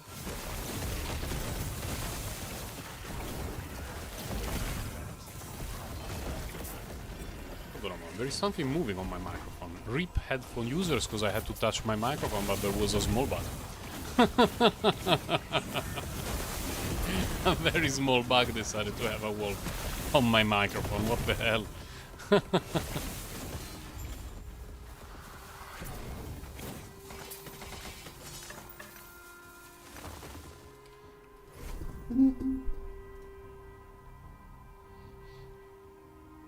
think later I may, well, not necessarily later, like urgently, but sometimes in the future I will have to have a better look at all the sets in the game. And if they're all underwhelming as those that I found so far, I think in my loot filter I will just tell it to don't show me the sets. Just hide them because I'm not picking them up. I really have 2 tabs of sets in the stash, and all of them are worse than random stuff that drops. What do we do here? Oh, charge the bacon, of course, of course.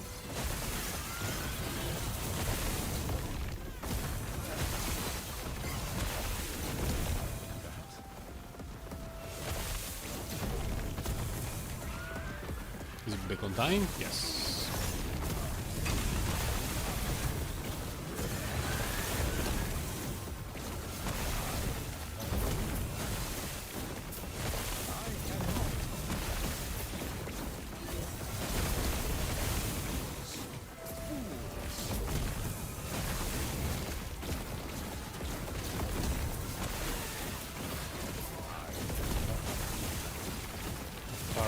Only 50%? Wow, it's building up so slowly.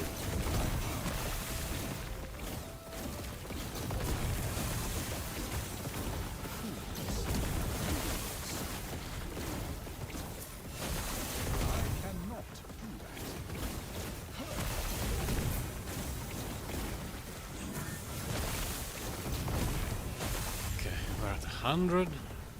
Wait, there's something red here? Sulfur Bash. Gloves of Spark. Mana. Reduced tech. Yeah, it's... I will recycle them. Because the problem is... I need intelligence and attunement for my damage scaling. I would like the armor and reduced damage bonus. But... I don't want mana. I do not need mana. So if this one dropped with exalted intelligence or attunement, I would have definitely started to craft on them. But as it is now, that's a recycler uni. Just like this one. This one I will need to potentially keep it as a base, but it requires a little bit of work. This one can be recycled. Potential base, potential base. What's this? This one we can recycle right away. This one I will keep it in case I start to play a Necromancer. What's this? Don't care about that. You need to show me some really neat stuff, like not throwing damage. But usable. Oh, okay. GG. That was quick. That was very quick.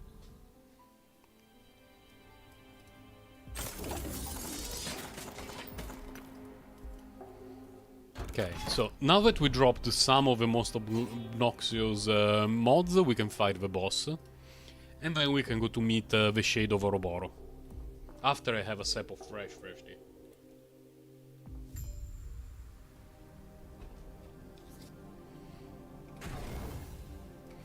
Get a little word.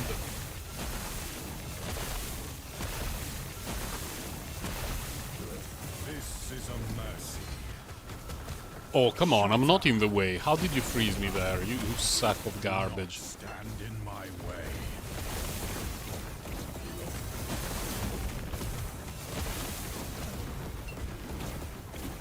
This is a mercy. Shut up, deer. There are so many deers in all the games that I play. There is the Fear Deer guy in Honkai Star Rail. Then there is this deer guy here in the last Epoch that I'm fighting pretty much every day because I'm farming this timeline. I'm not in front of you. I was under your scrotum. Shut up. Do not stand in my way. I rise, my fallen champions. Aid me. This is a mercy. Shut up. Okay, you should be going through the invulnerability phase very soon. Yeah. Aid me.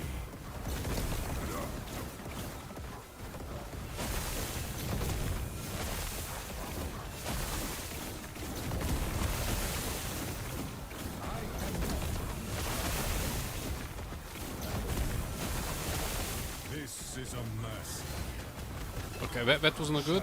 Okay, this time I cannot blame you. I was legitimately in front of it because I didn't move in time.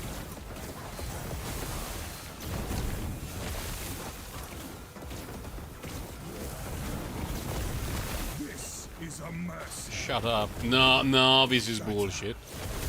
Do not stand in my way.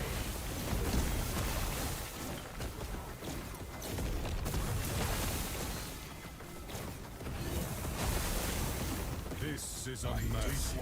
GG. To protect my people. Let's see. It's, the one that I have is has an almost max roll, so... Thunder. I always get that thing. Right, oh dear. The deer pants. And now it's Ouroboros time. Let's fight... How much corruption it is? 29. It's not even much.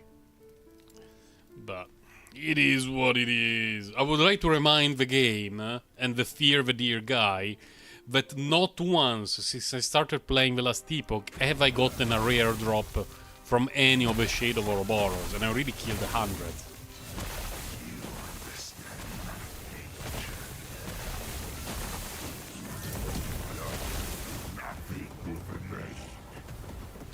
I don't remember fighting many shades above 400 corrosion, so I'm not too sure about what to expect in terms of abilities. Let's see.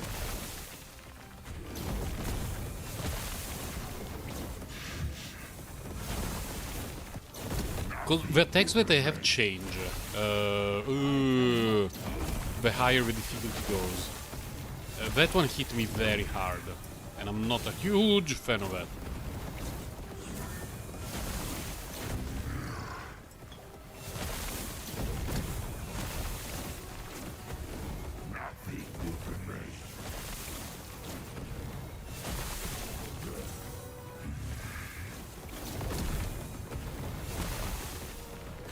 Okay. I cannot. Okay.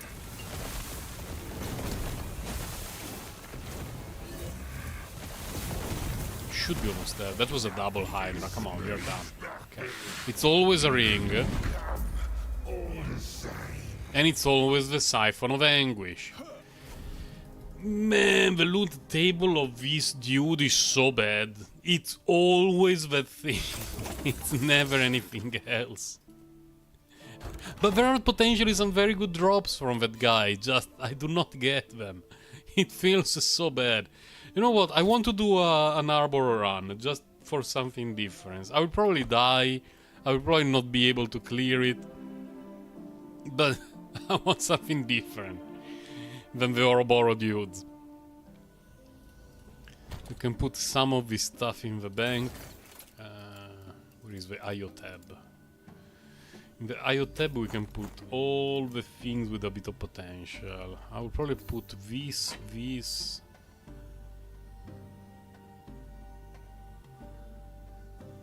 Maybe this could be decent for Doggies the Druid. We shall see. This on 5 million.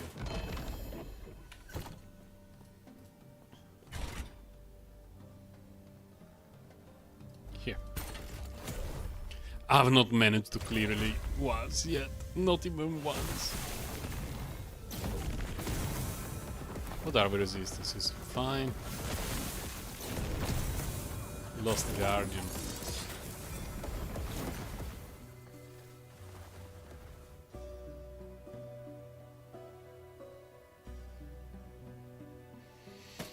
Worth keeping. Static Orb is a very good skill. I don't think I will ever play it on this character, but if one of these days I decide to make a sorcerer or something like that, there is a chance I will be using Static Orb. So every time that I see a hat with the +3 Static Orb, I save it.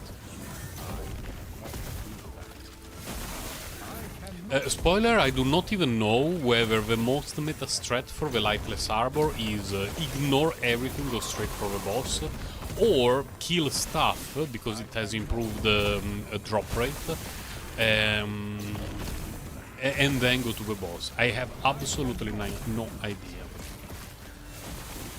But considering that the main issue that I'm having in the Light Arbor is getting BTFO by the boss, I would rather fight him more often to get used to the fight patterns. Because each difficulty tier changes the fight patterns a little bit, just a tiny bit.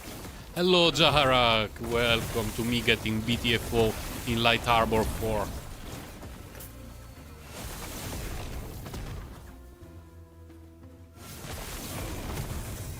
What do we get here? More Exalted Helmets. Okay, I guess. Could be worse. The problem is, we don't know what's the modifier in the other door.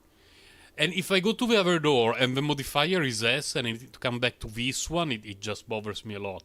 So the first door that I find, if I like the modifier, I just stick to it. For my mental sanity. Because the amount of annoyedness, if that's even a word. If it's not a word, it is now. The amount of annoyedness that I feel if I have to backtrack is higher than the amount of happiness that comes from picking the more meta rewards. So I would rather just go with the first option, unless it's complete ass. Like if the first option is extra glyph shards or whatever, then I will go to the second one. I believe it was throwing damage, which is a bummer. I don't care about throwing damage.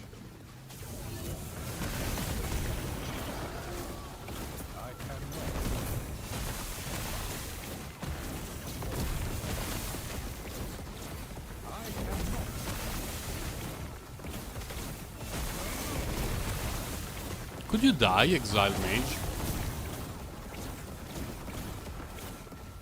Oh, I made a second legendary crafting, Jarak. After this one, during the last stream, we botched it completely and it got the 2 substats that I didn't want. This one that only had legendary potential 1 got one of the 2 that I wanted the most. I had a chest piece with over 20 intelligence, this thing, the increased spell crit, and a couple of good resistances. I was really hoping to get intelligence, but I got the other thing that was fine. So not too bad. Especially considering that this is a placeholder for until I find legendary potential 2 or more with good rolls.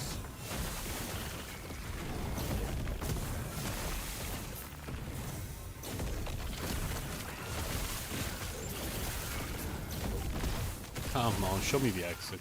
Don't be shy.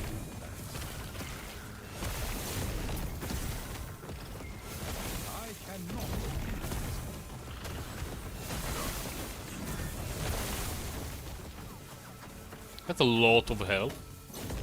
You can save it. There we go. The exits are in the opposite direction. Feels bad. Yeah, it's quite nice. It's quite nice. It could have been a lot worse, but considering that it was just a legendary potential 1, I decided, let's give it a try.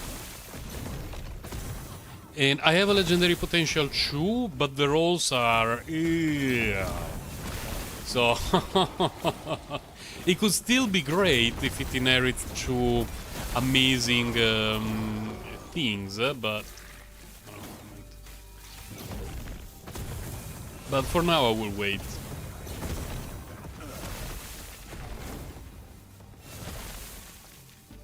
Exalted items, oh my god, please. Okay, now I need to stretch my legs, because I've been sitting for a while, and I need a sip of tea before the boss fight.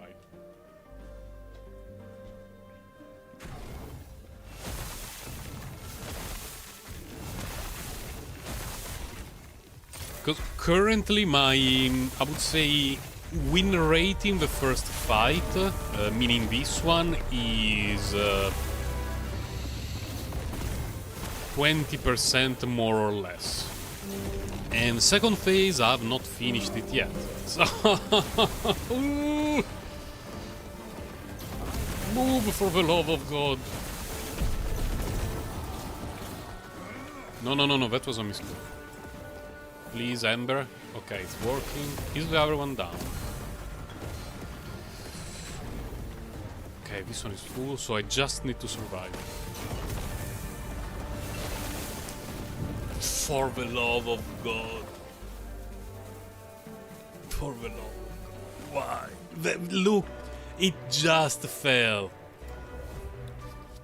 Yeah, I need more practice for this fight.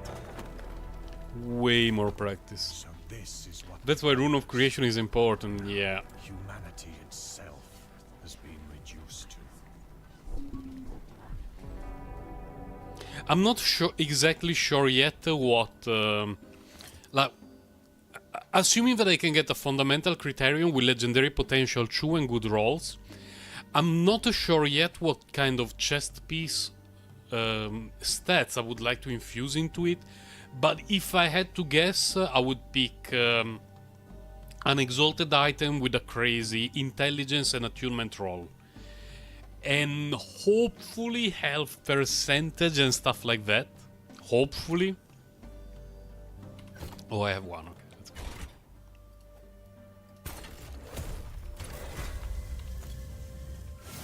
But there will have to be very good rolls for me to lock it.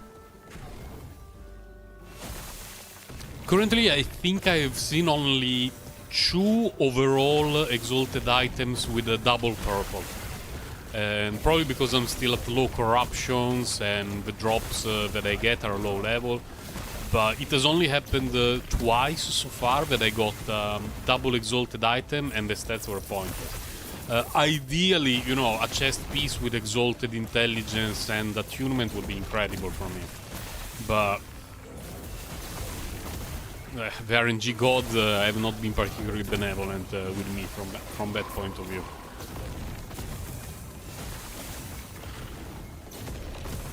Oh my god. The backtracking is real. Not really backtracking, but...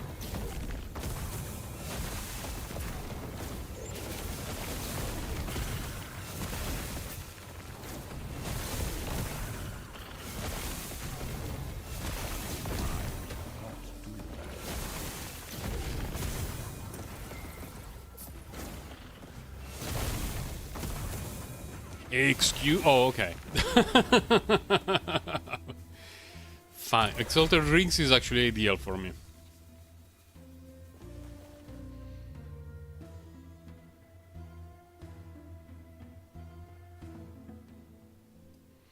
Double Exalted is extremely rare. Yeah. I've seen someone sharing on Reddit a quadruple Exalt earlier this week. And it was quite disgusting. Quite disgusting. Especially because it was not garbage Exalts.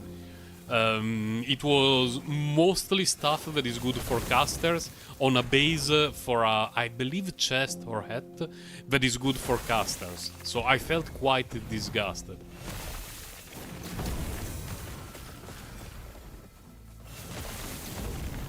It's, you know, one of those unicorn items that every now and then show up.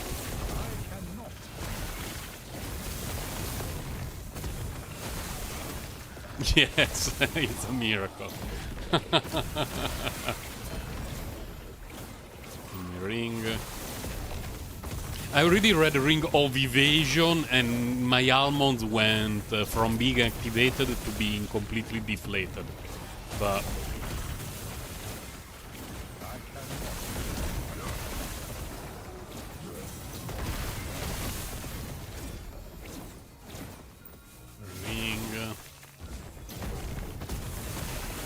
Because ideally, as a base for my ring, I would like the one that increases critical chance. But at the same time, there are some other rings with bonuses that are not even that bad. Like one that gives +2 to every stat and has cooldown reduction, I believe. And there is the ring with movement speed. You know, it's utility stuff. Although extra stats is damage, so it's also good. But I wouldn't mind too much. But so far I've not gotten those ring bases with good stats, so... And I'm still having a very hard time replacing my unique weaver, whatever it's called, this thing, you know. The swaddle of erased that rolled very well. A unique weapon, no. That one is so bad that I'm willing to walk to the other entrance. Because sure, there can be some good unique weapons, but I do not care about a unique weapon for this build. So, Bone Amulet, let's go.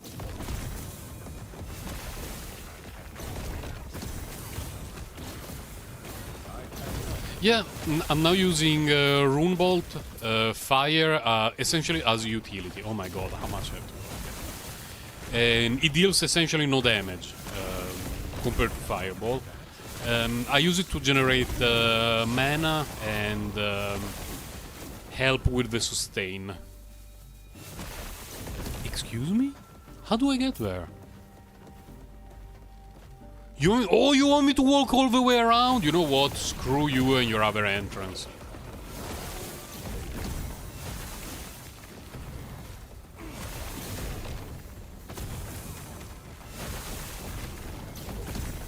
Runebolt also has a node that increases the damage of a runic invocation.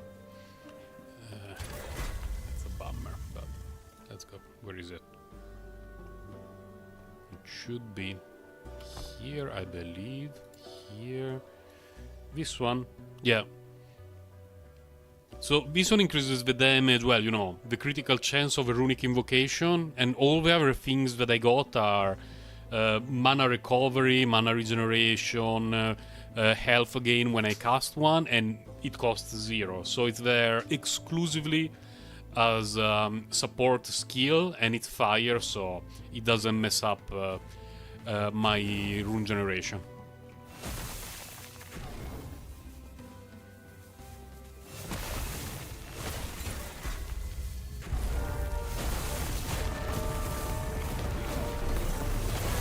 I miss the Giga Fireballs every now and then, but on average I find this to be better. Yep. Oh, come on, move!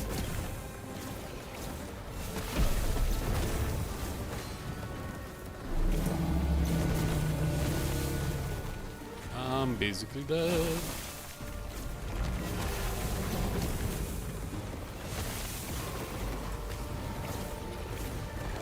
No! Oh my god, the misclicks!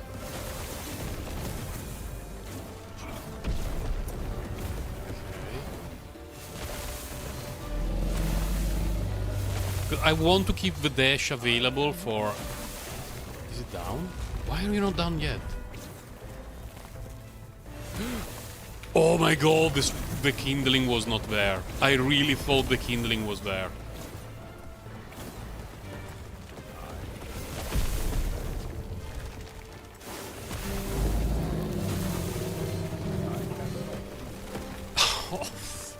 I hate this fight so much. I hate it so much. When you get hit by one of those things and the second one and the third drop in the same place as you are stunned. It's so bloody annoying. Because I cannot tank them with my character. I can tank one, maybe two, but if three drop in the same place, I just die without being able to move. And what I was saying is that I wanted to save my flame dash to make sure that I would have a way to not die to the big one, because I'm too slow to move away from the big one if I have flame dash down. Ah, it's so annoying. But yesterday I made it to the second phase, to the hard phase, and I died when it was at like 10%, and it triggered me so much. Like, I was so triggered, because the fight was easy until I got one shot, essentially, by some of the spawns that I don't even know what kind of damage they dealt to me. And I just found myself dead after I had probably 90% of the fight at full hit points. And I was so annoyed. And after that I must have done 10 rounds, tier 4 Lightless Arbor, without managing to get to the hard phase again. Yeah, it's so annoying. I really wish my character was a bit faster, and because the resistances right now are fine, so it's just a matter of me actively dodging the stuff that I need to act, and you know, hitting the extra ward and the flame dash at the right time. Exalted helmet's okay, I guess. The one that I have now is difficult to improve, but it's always possible, I guess.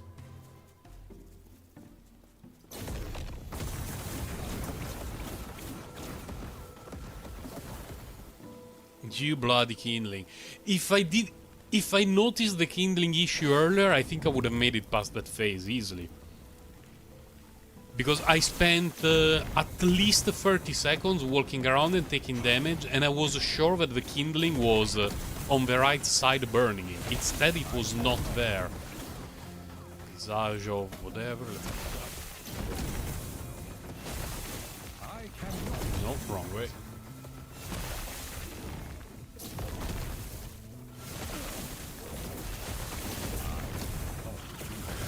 Chest.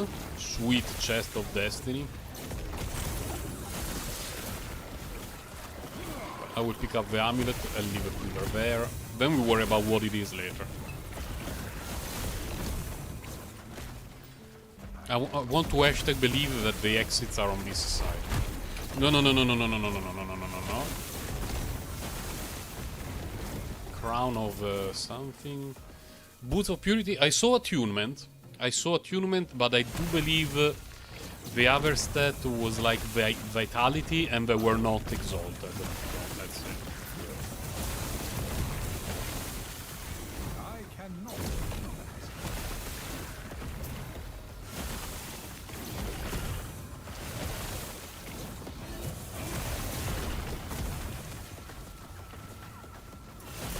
It's so dark. Like the dungeon itself, it's so dark. Standing shrine.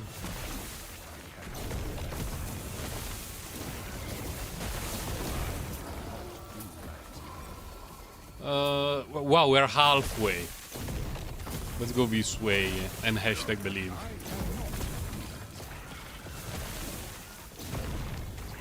If there is a what?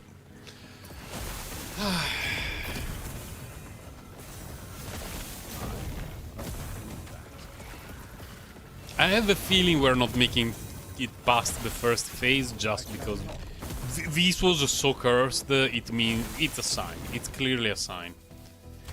Yeah, give me glyphs of despair. Thank you. I really need glyphs of despair. I have a few, so I don't really need them at all. I cannot.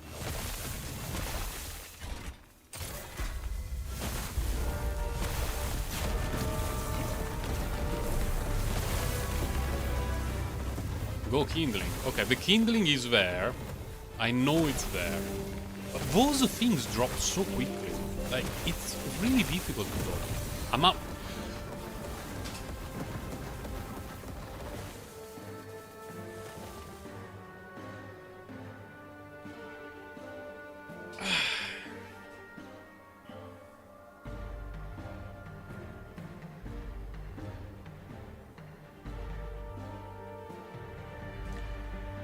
I was at the last pixel, and it was the edge of the arena.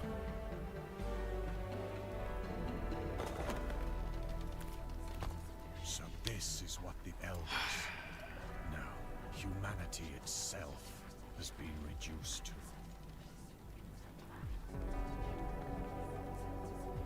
Hello? That was aggravating.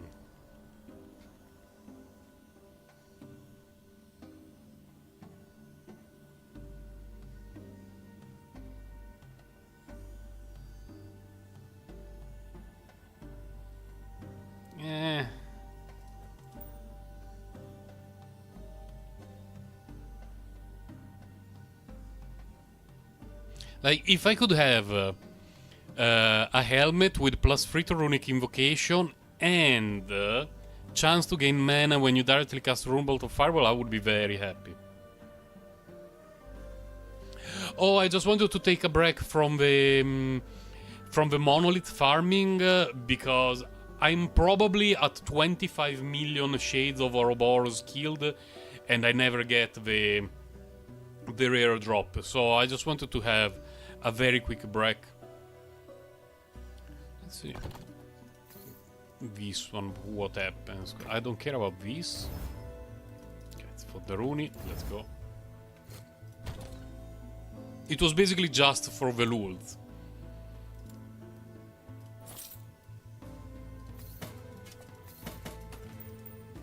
What's this spell?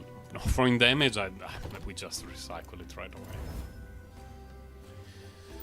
This one I don't... Oh, 23... Oh, endurance. If it was a hit points, yes. But 23% endurance, I think I will keep it in case some other character needs it, but I will not craft it now. I think I will do one more run. Then we're done. We go back to the monolith for the last half hour of stream.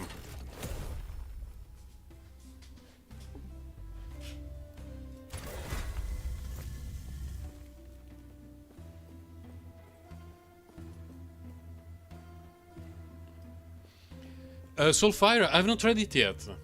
I've tried to explore the dungeons a little bit, basically just as a way to have something to do in alternative to Monolith. I did the Sanctum a few times, also, you know, to craft the legendary stuff.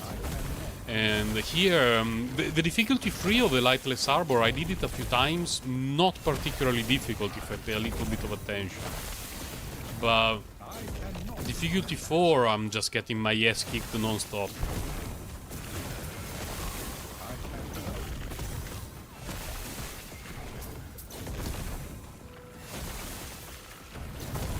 How difficult is the Soulfire Bastion? Like compared to this, if we go by similar tiers of difficulty.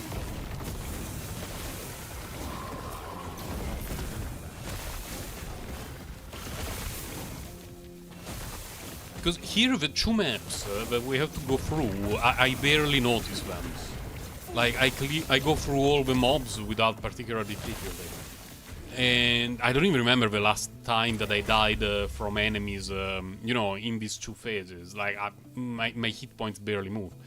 But the boss, I get farmed by the boss. In general, like, is the difficulty like the Lightless Arbor, that the dungeon is easy, and then we get farmed by the boss if we lose focus for 2 seconds?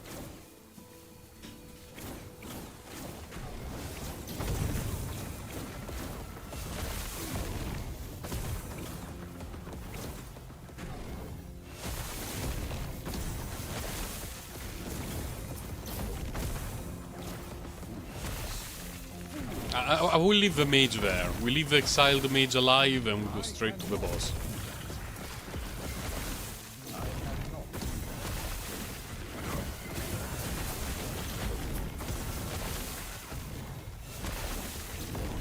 I have a feeling this is not the right direction, but let's try anyway.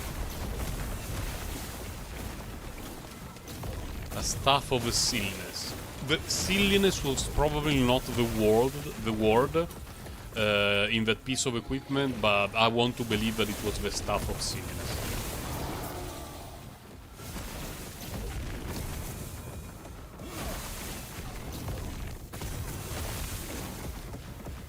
The dungeon is easier, but the boss...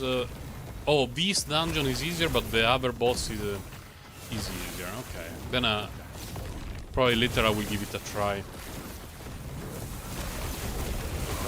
Level 30. How long do you think it takes to do a run in the Soulfire dungeon, including the boss?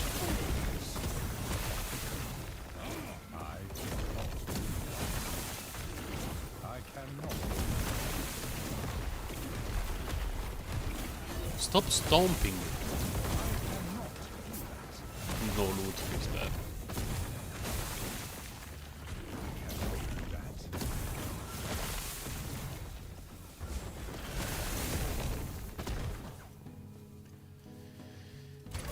Give me a Glyph of Despair.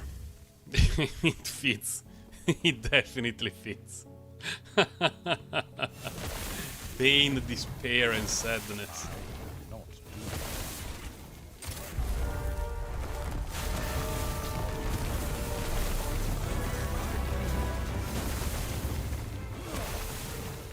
Okay, go.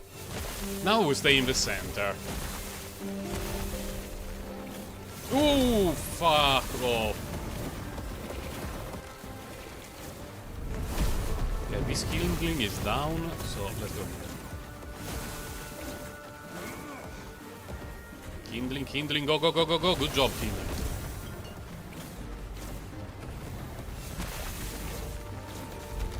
Okay. No, not that bullshit. Is it dead? Okay, okay. Okay. Please, for the love of God.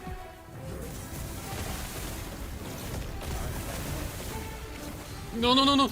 Wrong place! Very wrong place! Okay. No! Well, how much was it? 2 pixels! Oh, I cannot stand this fight. I cannot stand it. I cannot stand it. Now, humanity itself. I go here just because there is a chest. I don't even understand what I'm missing in my character to survive. Like, defensively speaking, it's not even bad. Like, the resistances are kept. For a caster, I have a very decent amount of armor, and I can generate a decent amount of ward.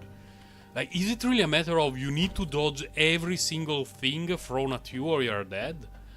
Like, what the hell?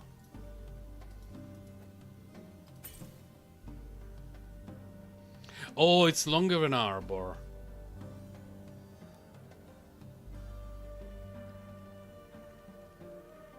Oh, if it's longer than Arbor, I think I will not do it right now, because it's almost the time for me to stop streaming. We're getting very, very close to the time. I don't know, here or here or here.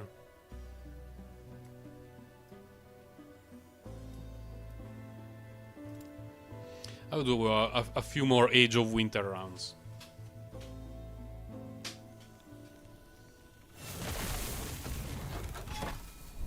But in terms of defensive layers, do you think that my character is missing anything?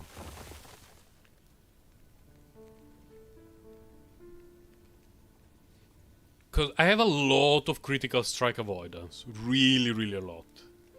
I have a... For a caster, what it feels like a decent amount of armor. I generate a lot of ward. I mean, sure, I could get the more crit reduction, crit avoidance, more armor, more hit points. But it's not even like I'm Omega Squishy. Because it's a very decent amount of hit points. And most, if not all of my idols have either health or hit point. At least those that I could fit. And like if I drop these two and that one, I could increase my hit point pool even more, maybe increase armor as well. But it will not be a huge difference. It will be a very small amount of percentage points.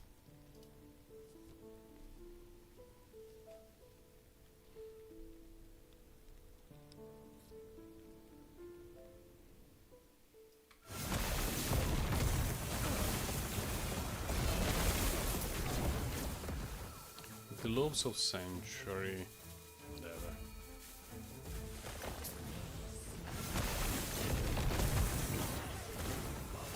Oh, so it's just a matter of getting good, I guess. Okay.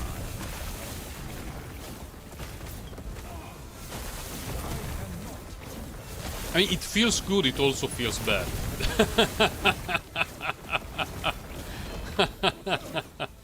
It's a bit of both.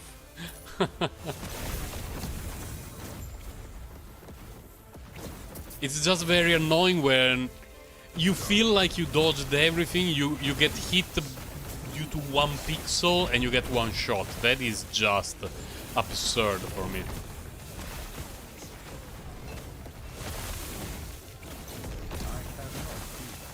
A lot of nonsense being thrown at me. And he didn't drop anything this bad.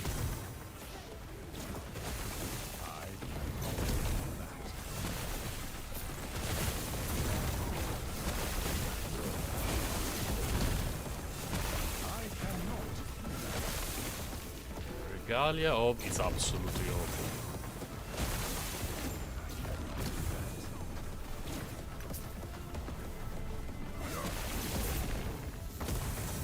Warrior's Cache? Okay. Do you have a favorite druid build? But by druid I mean, you know, any character in that character line, so not necessarily just the druid, but even the others. Because I'm started to level up 1, it's only level 9, I'm still going through the early stages of a campaign and I've not decided yet in which direction to go. Because on one hand I like the idea of summoning doggies and other things, but I also like the idea of morphing into something and fighting.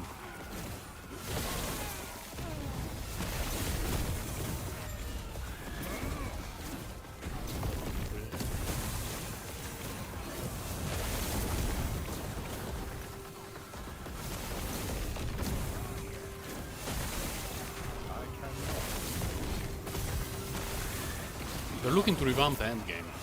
Okay.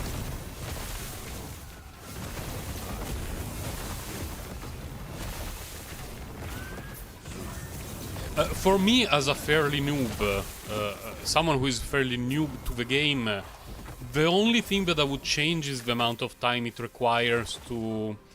how to say that? It's not called the influence, what is it called? The stability? Stability. Like, building stability and corruption needs to be reworked a little bit because it doesn't feel that great.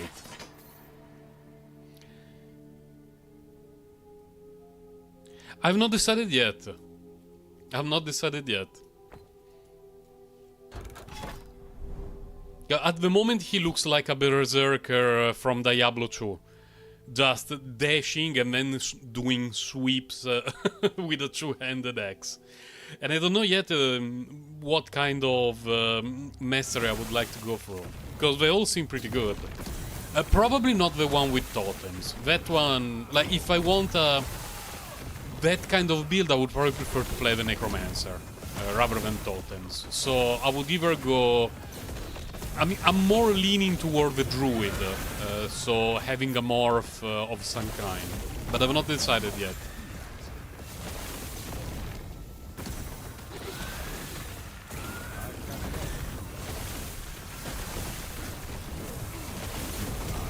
For some reason I dropped a ton of uniques and exalted items that would fit well with a Spriggan build. So I'm kinda leaning towards that, but I've not decided yet.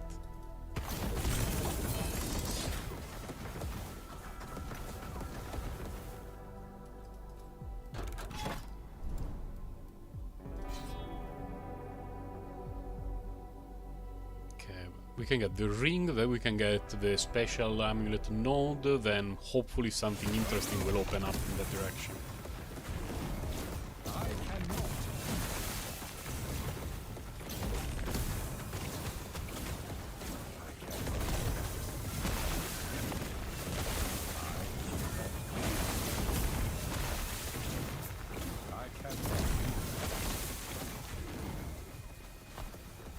Where did he go?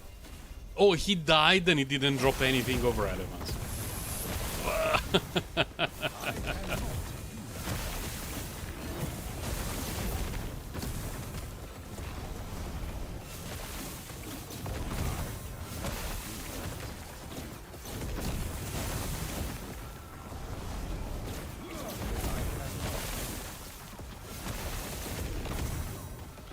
Lightning Swarm Blade form.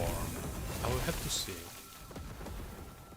And what I mean in English by I will have to see it is I will have to look up what the build looks like.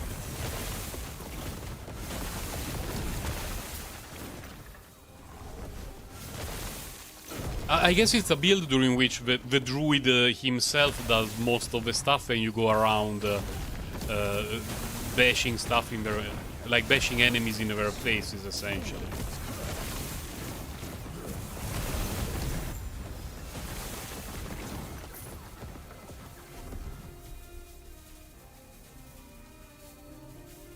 The squirrel bleed build sounds glorious.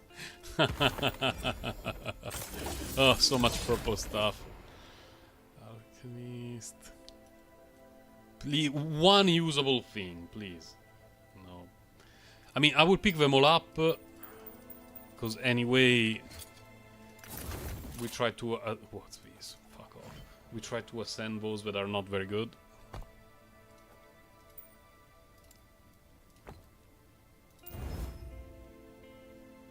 I have a million of these.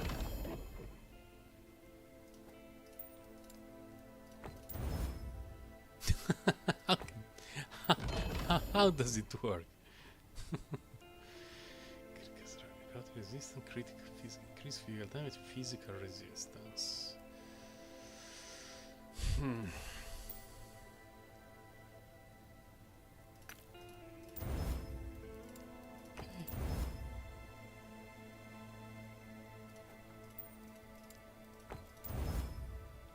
I have a million of these.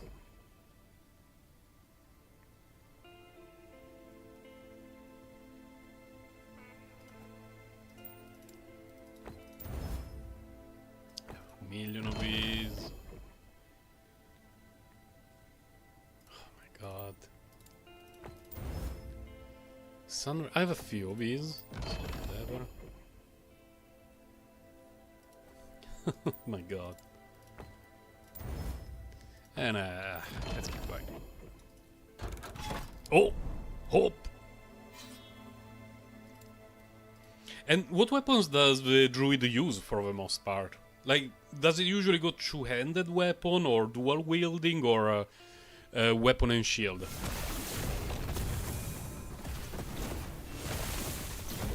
Since my druid is only level 9, I basically just gave him a two-handed weapon that increases physical damage and overall stats that are useful for it.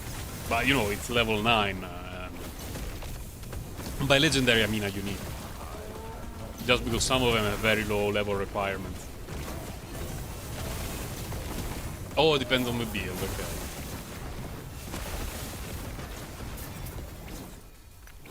Zweihander.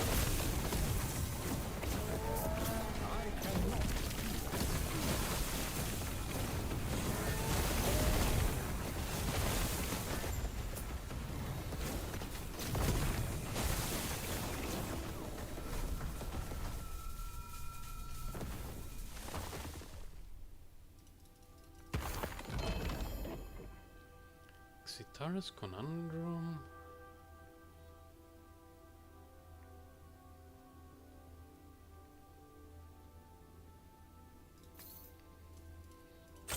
I may already have it, but I'm not sure. Maybe. It did not activate my almond very much, if that wasn't clear from my reaction. But it's not one of the things that I would like to get from those special nodes.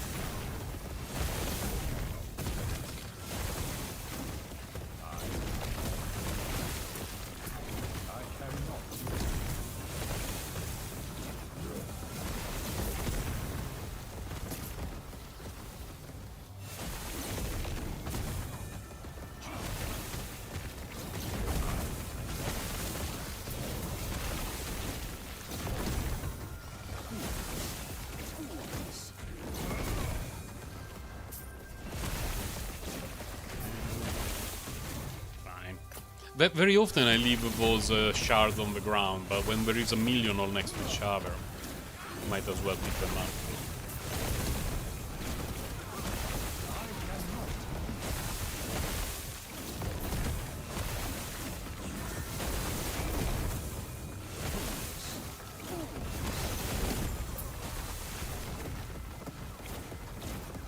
Nothing? Oh, 88 gold. Oh, that's okay then. Probably not even from this guy.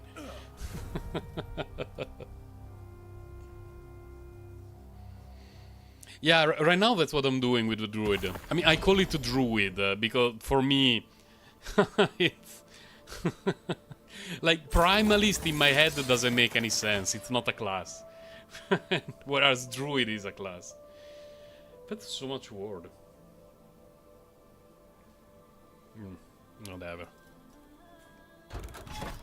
So I'm not sure yet if it will become a druid, but at the moment I'm leaning toward I'm leaning more in that direction, but we shall see.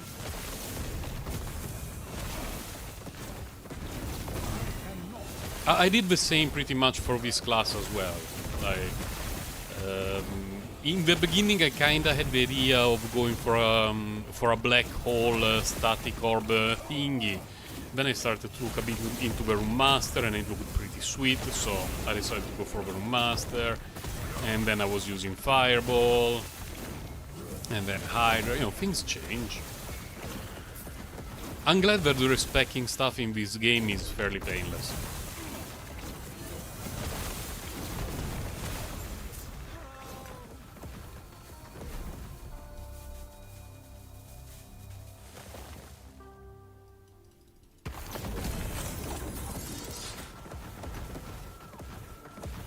Strong mind.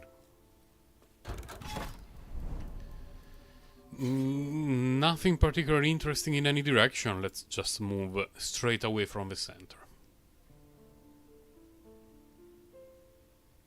What would you say is a good level of corruption to farm monoliths in order to have some sweet stuff show up?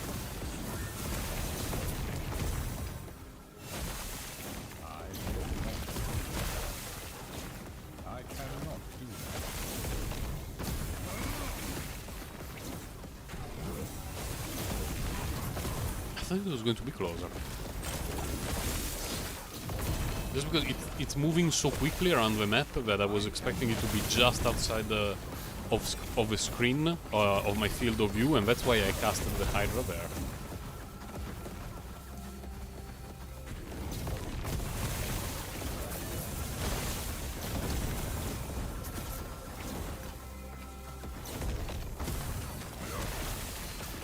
Ow. Oh! Why do you hit that hard, boys?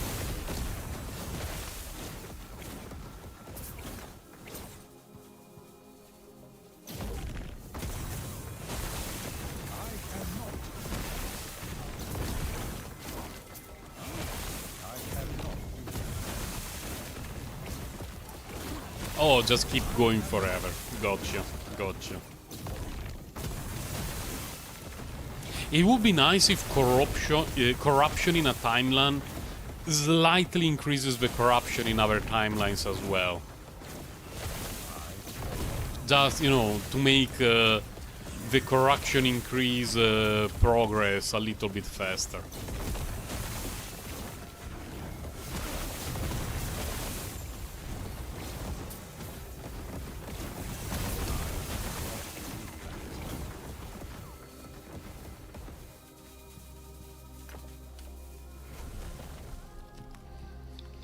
What's the time? 11:45. Okay.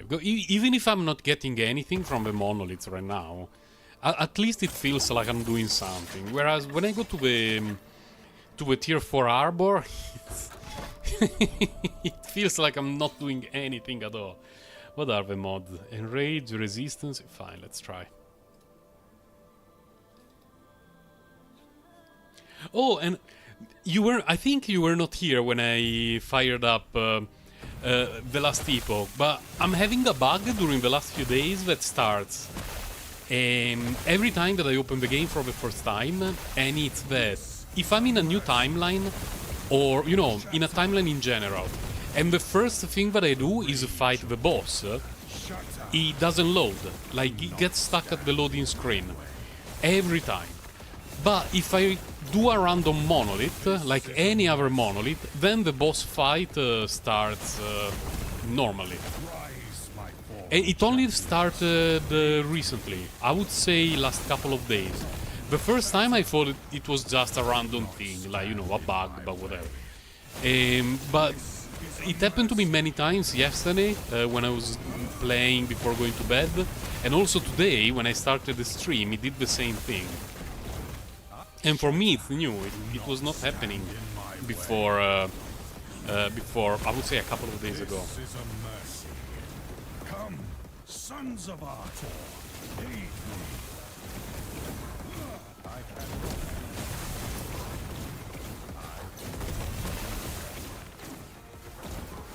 Shatter. This is a mercy. Ouch. Do not stand in my way.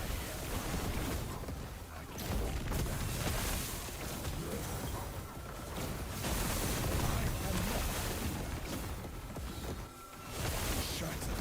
This is a mercy. Do not stand in my way. I don't even know if this guy in particular has some interesting drop in his loot table. I would be more interested in the cool uniques from the Ouroboros dude, but no luck yet. 74, 73, let's go! The upgrade that changes everything! From 73 to 74. It doesn't make any difference. But at least it's nice to see. I'm already way past the cap for physical resistance, so whatever. Okay, this way.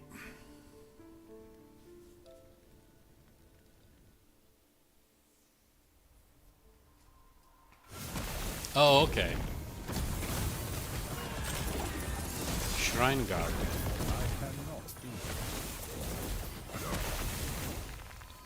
Shield. Trash boots.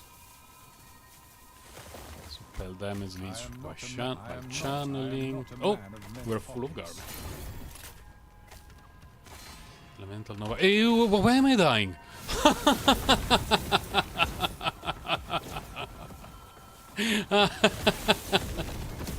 I was checking the loot. I even took off my headphones for a minute because I want to rest my head, and I was not hearing anything. So I did not even hear that I was getting hit.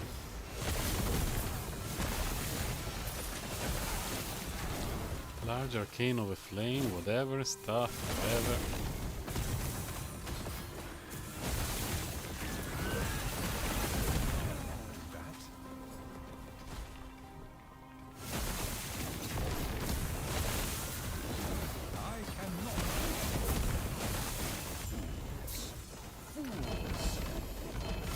Wow, 3 uniques from 1 enemy.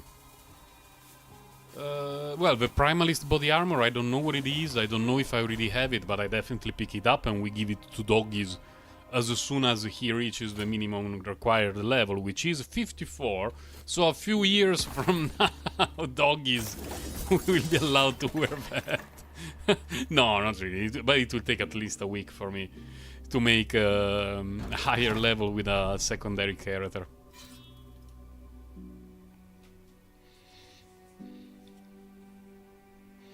What's the time? 10 to 12. You know what? I will clear this one. Then I will play 10-15 minutes with Doggies to make a little bit of progress.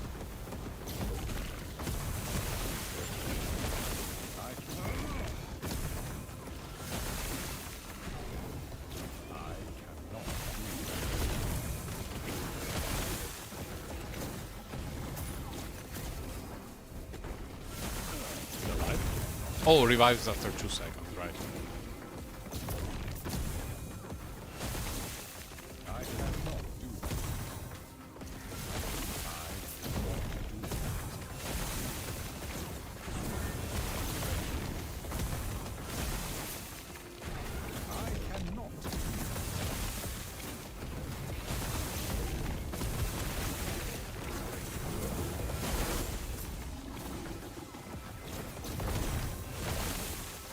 This one did not revive, feels a bit better.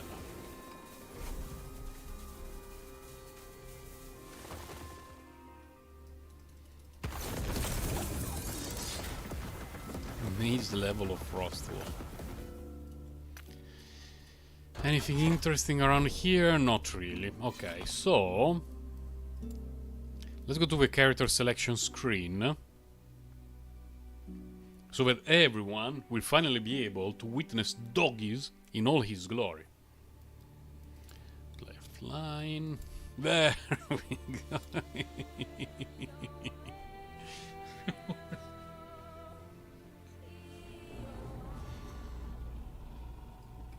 Doggies! And the playstyle at the moment is very simple. It's throw this if necessary, just because I do not have many alternatives, and then jump into the middle of a pack, stun them, and then swap. It's enjoyable. Yonk, yonk.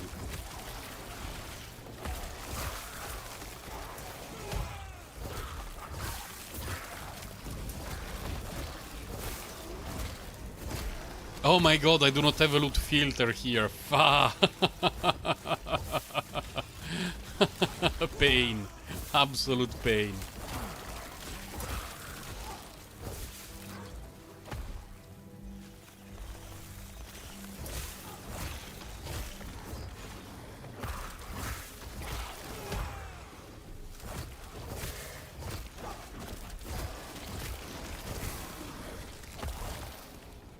I'm not even picking up random things.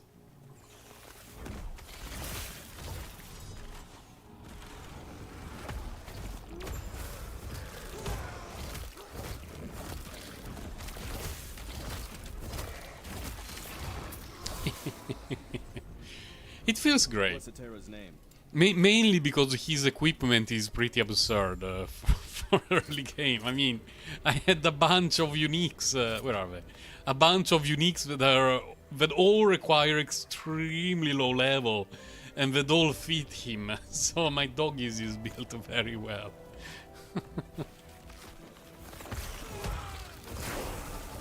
Yeah, we did it.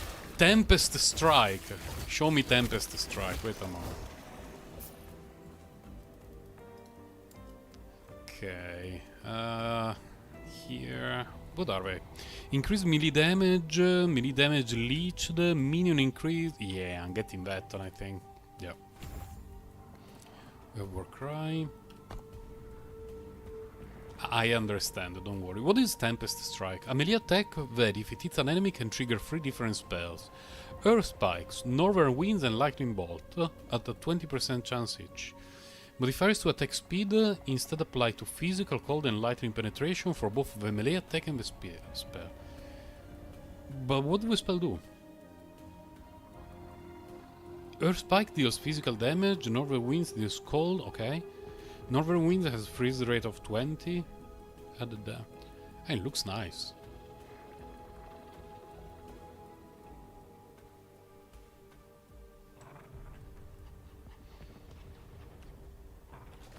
Yeah, this one with free legendary potential. Yeah, I don't know either. I will definitely keep it because I'm enjoying playing Swipe a lot.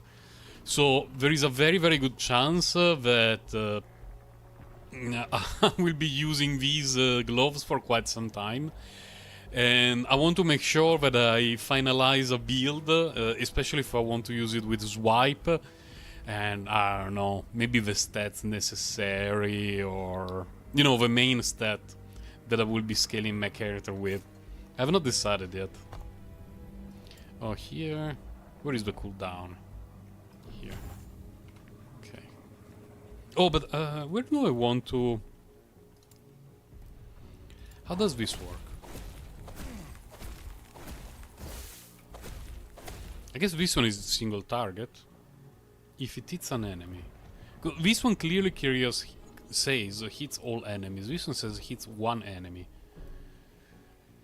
I don't know. Let's see. Oh, but I need doggy. Doggy! Yeah, doggy. There.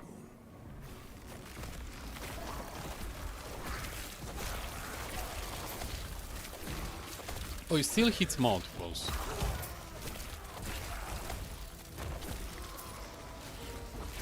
Right. Yes. It's pretty cool, actually.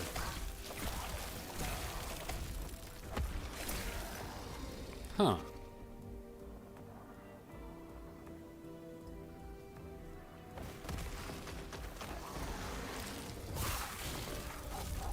What happened? I want to press everything. Okay.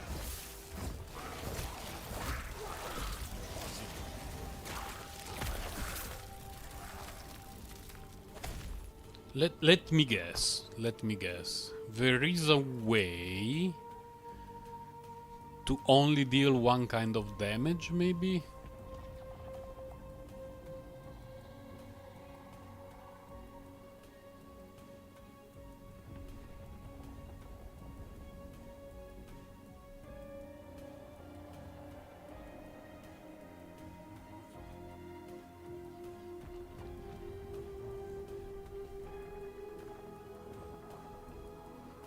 Interesting.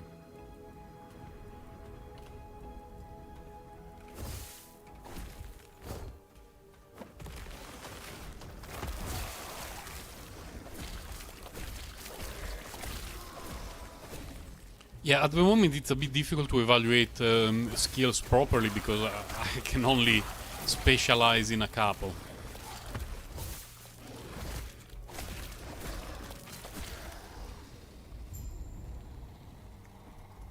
Watch over you. Oh, what's the time? Oh, it's okay. Still have a few minutes. Let's go, doggies. I mean, it looks to me like it hits like a truck, even though it says that the damage per second is lower.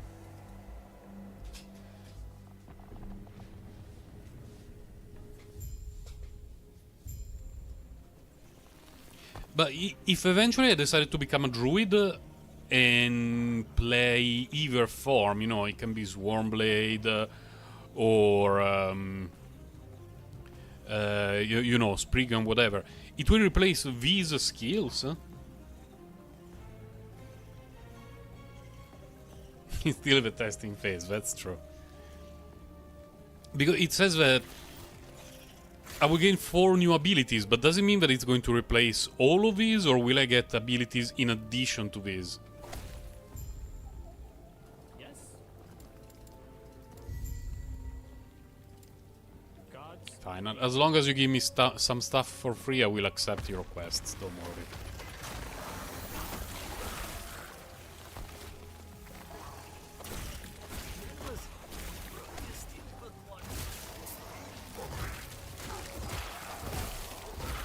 The problem with Swipe it feels very slow. Yo, Marit, hello!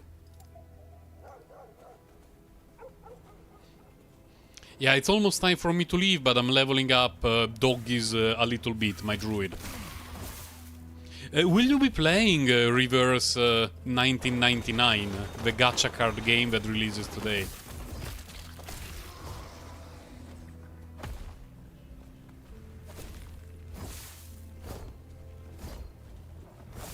There will be a new set of skill form, but some skill can still proc from the... Oh, cool. Cool. Yeah, I'm looking forward to that. I'm here to relay. Let me go, please.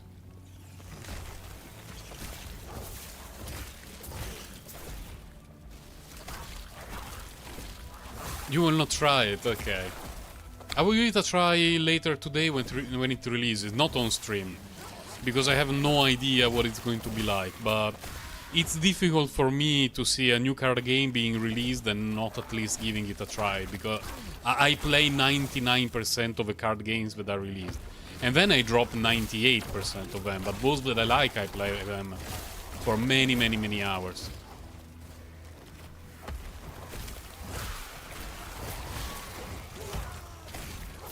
The AoE stun feels so good. Let's go! Please, tell me that I can go from there for the quest.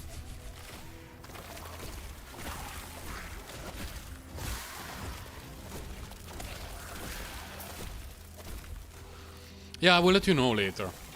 I will definitely let you know. If I remember correctly, the servers should open around the time that my daughter goes to bed, more or less. And my idea is tonight before going to sleep, instead of, you know, farting around here in the last Epoch or getting some bad relics in Honkai Star Rail and Genshin Impact, I will try that game for a few hours just to have an idea of whether the game mechanics are worth it or if it's a very simple card game that wants to sell gacha stuff. Because I'm not looking into it at all until yesterday. Fanreal shared the Suka Blayat swallow my exhaust video. That was really funny and made me want to try the game.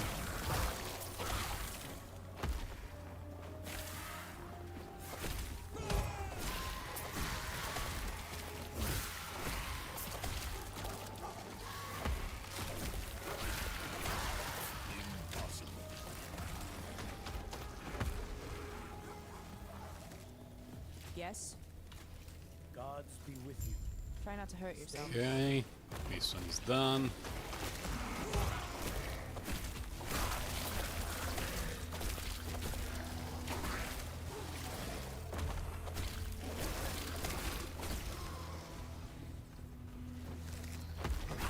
Yeah, me too. I watched a couple of videos, but they didn't show the mechanics in depth. They just showed gameplay.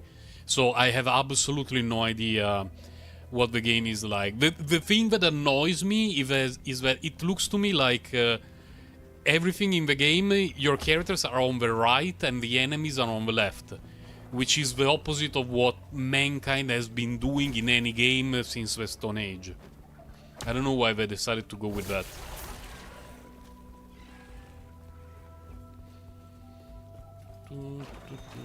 Oh, wait. Doggies. Yes. What will I be getting next? Increase minion damage. Increase physical damage double while you have minion. This one looks nice. Oh, health. Companion health. Companion. I'll probably go in with Tempest Bond. So I'm level 12, so it will be like 1, 2, 3, and a bunch here. Then we will decide where to go. 'Cause Shaman is more like a nuker. It's like the Shaman in World of Warcraft, essentially. And Druid is like a Druid in World of Warcraft. And Beastmaster is more...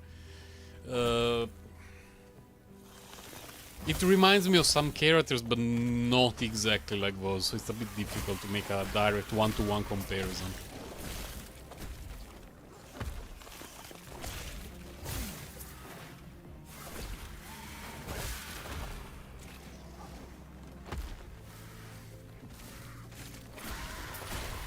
Oh, the sweet chest. Full of garbage. Okay, we saved the dude. Impossible.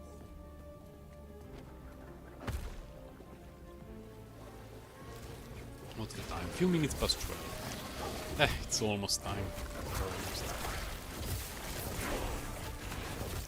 Maelstrom.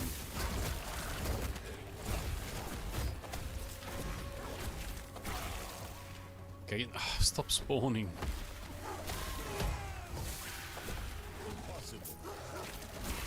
I mean, if you keep spawning, I'm going to keep killing you, but if I would like to go the other direction. Okay, thank you. Thank you.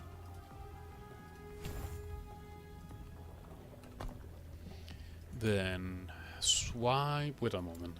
This one definitely the cooldown reduction.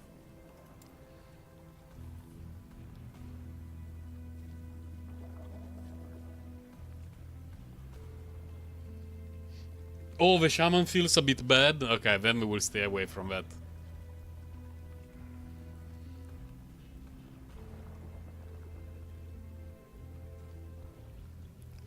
I'll go with more damage, more area for now.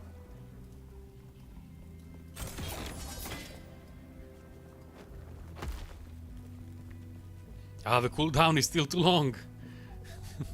Welcome back, Mare.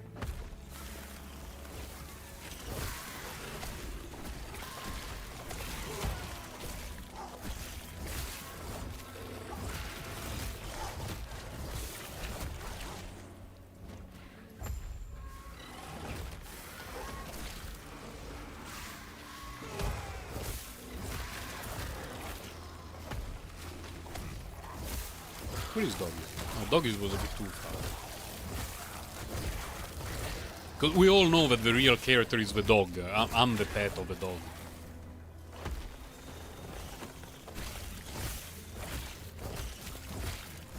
You there, help me.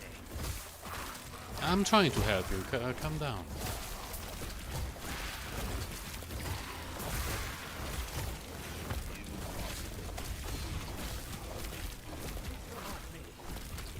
I really like all the life leech that I got on this character.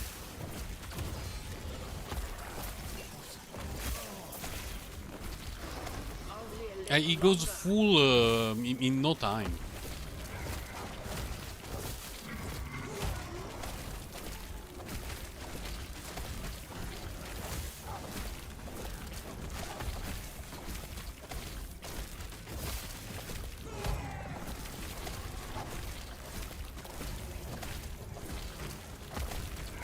Come on, you bloody bullet sponge. There you go, get wrecked.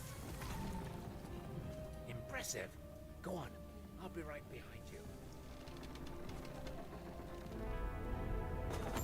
Oh, I need to check the phone. Is it a phone call from my daughter's school? No, okay. Not an important phone call then. Goodbye, nice. Very, very nice. Definitely this. See. You. I can sense that you have a shard of the Epoch, but that is impossible. I didn't think of that! You were brought forward in time by the I honestly didn't think of that. Like the connection that it's called it has reverse in the name and the characters look like they're in a reverse position.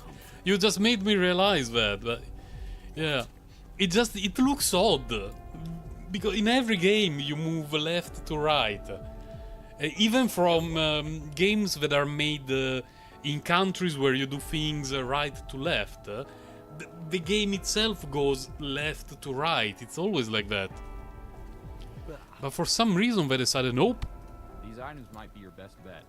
You have my attention. Sounds like a Stay plan. safe, it's getting Goodbye. dangerous out there. Fine. Well, these things. One here. But I have 1 million. Where is my bank? Let me go to the bank. Let me get something a little bit better, okay? There. Idols.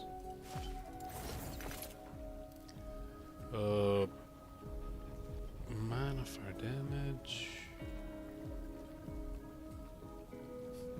Yeah, it feels a bit like that. Order news. Chance to bleed.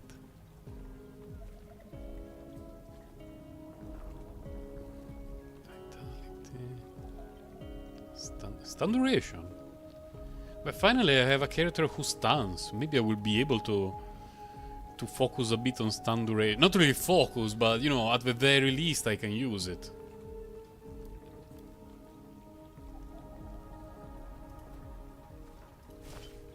A bit randomly, honestly. Fine, armor and whatever. Dodge physical resistance, where? And I do not have a hat, really. Really. Top us trailer, let's go. Cold resistance, armor. Any other hat that I could use? Maybe later. How does it look like? Have your almonds been activated or not yet?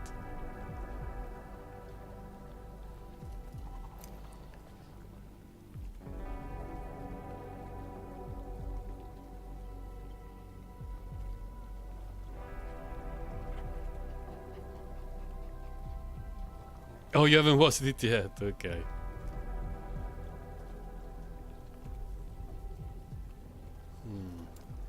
Oh wait, I have a ring here.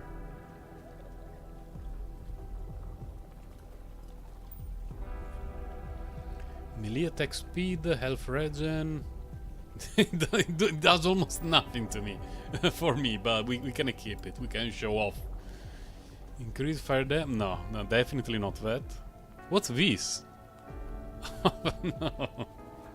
I'm just checking what I can use and what I cannot use due to level restrictions.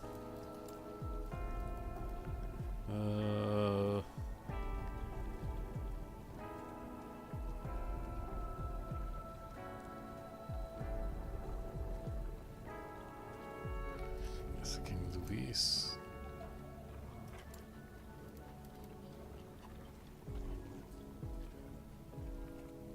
I'm surprised I do not have any other low-level hats for my character.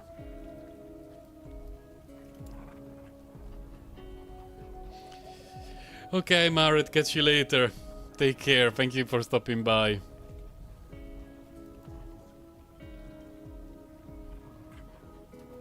Fine. Double that ring. I think I had a hat in here. Yeah. There's no blind. I didn't notice any unique amulet that I could use. Everything seemed higher level, I believe. Well, we stick with that for now. What's the time? 10 past 12. Fine. Now we're 10-15 minutes, then I will have to go.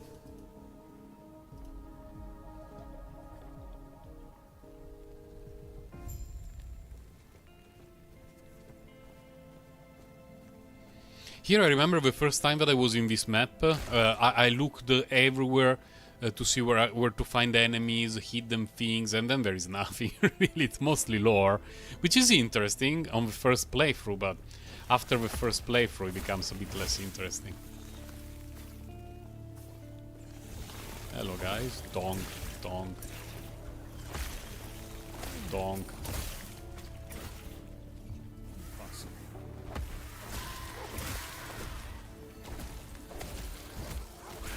I froze them! His character is OP. Absolutely OP. Hashtag confirmed the game is not balanced.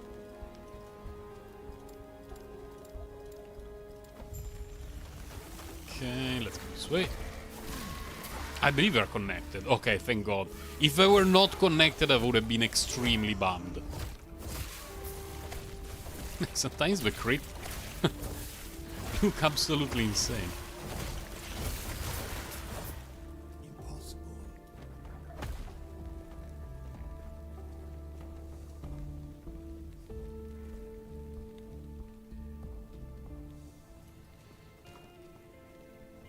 Come with me, doggy. Man, I'm worried that later I may have to drop doggy. He looks a bit mangled. He could definitely do with a bath, I think. But it's still doggy. I will be very sad if when I finalize my druid build I will not be able to fit doggy in it.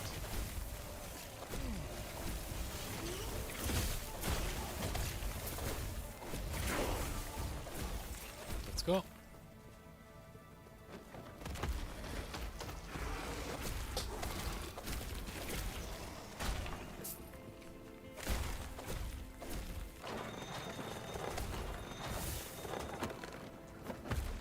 I offered them shelter.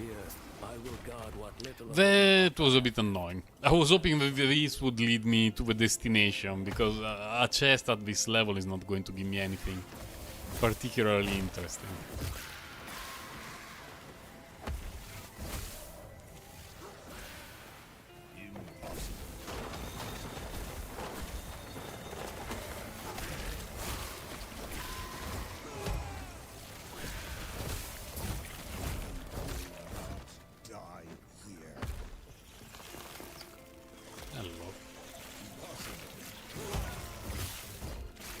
Oh, the thing here, Fury Leap, I believe has one of the specializations nodes that basically suck all the enemies closer to me. I'm really looking forward managing to unlock that node, because it will be so glorious to have everything basically within my melee range the moment I do this. It will make me so happy. My brain will release so many happy chemicals. Like the mobility skill combined with crowd control is just, oh, so good. Anything well, not particularly useful now. Summon storm crows. Up to your companion limit, they cast a spell from distance. No, I don't want to summon crows. I want to keep the doggy until I can. Oh, I remember this fight. Okay, Jara, catch you later. And thank you for the help as usual.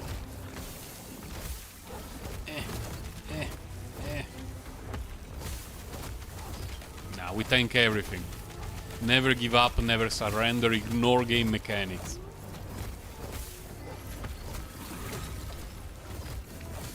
Two enemies in front of me, swipe. One enemy in front of me, the thing that is not swipe. Tank everything, we tank everything. One enemy, not swipe. Let's go. GG, outskilled.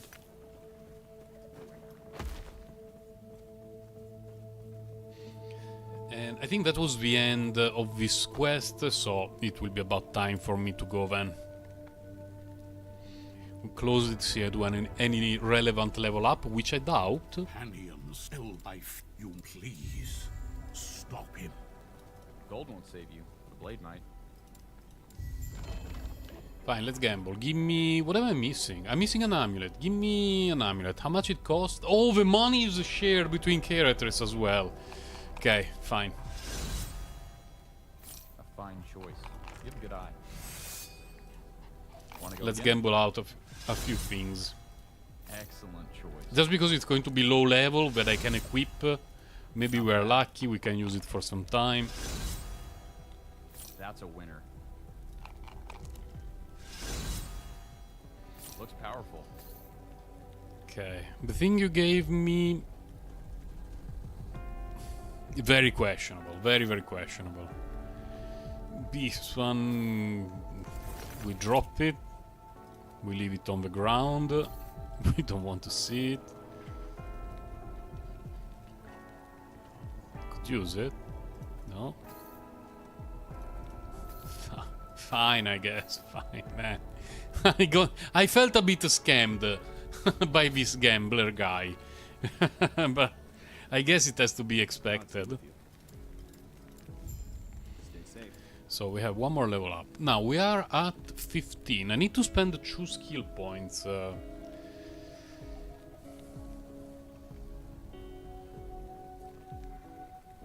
Yeah, I think we go here and here. But we need to spend at least, well, not really at least. We need to spend 3 points in Primalist to unlock something here. I believe we will all go here, but I don't know if it's a skill that I want to eventually bring to 8 or stay like this.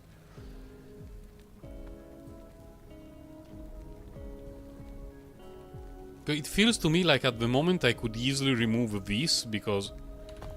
Let me check, but... This one scales with strength. This one scales with strength. This one scales with attunement, but... It scales what?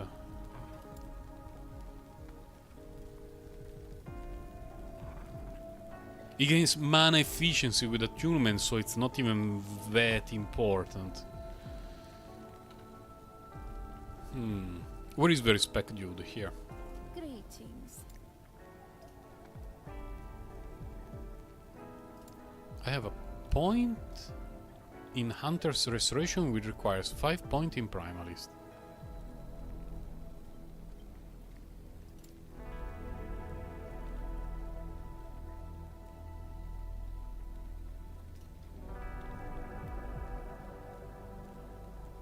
What? Oh, I need the 5 points in... Oh, okay, okay, got you. It's... So I guess that I would rather have 5 V's and 0 here, but in order to do so, I need to do a bit of shenanigans, so... We do this, then we go here. We buff this one at least to 5, then we go back to talk with the dude. Greetings. Remove these, and this. Okay. Then we go back here. We can do this. How many points do we have? 2 points.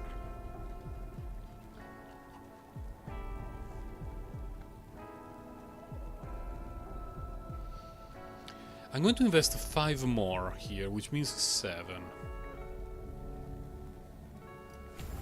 I'm very okay getting just a bunch of extra strength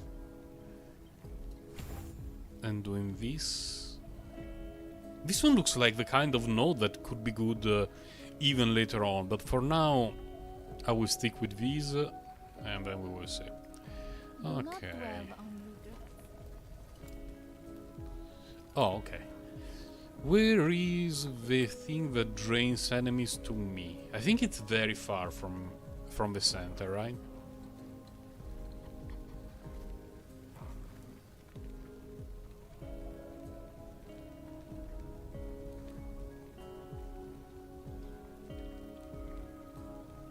There you go, gravity.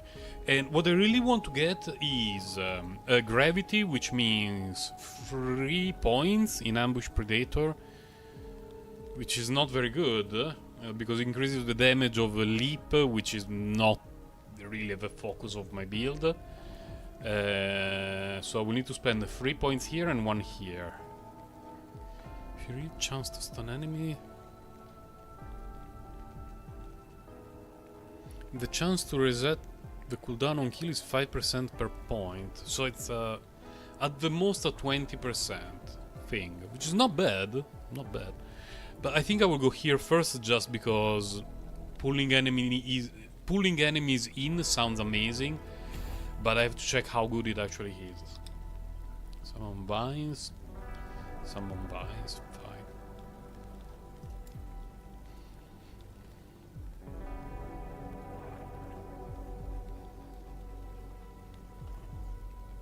Swiping instantly kills the stuff, but the threshold is very small.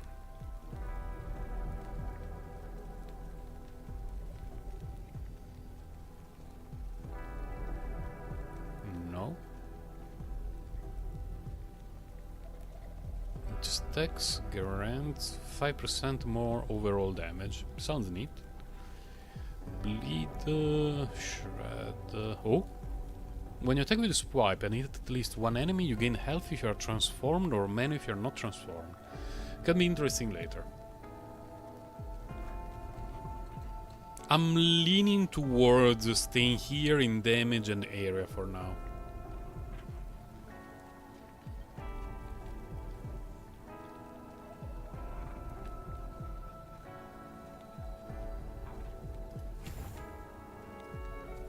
There. And the following quests will have to wait. There is one that I need to clear there. Maybe? Why is there an exclamation mark there and 2 there?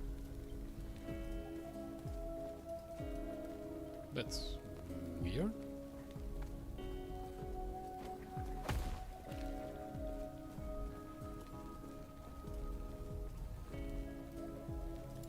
Oh, I remember. Okay, I remember. I remember the quest that clears that.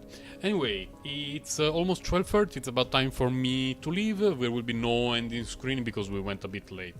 A quick reminder, there may be a sudden unexpected stream tomorrow afternoon around this time, more or less, depending on when Zeal's banner lands, because I would really like to do the pools before weekend, so that during the weekend I can make some new silly runs with her new extra Eidolons. But it will depend at what time her banner actually lands, because it could be right after Genius banner, or there could be a longer cooldown between the two, in which case I will have to delay the pools. So thank you guys for stopping by, and I will see you maybe tomorrow, maybe, otherwise Monday. Monday I should be able to stream, although it will start late like today, because I will once again have to bring my daughter to school. And yeah, stream will end very abruptly, so bye guys, take care.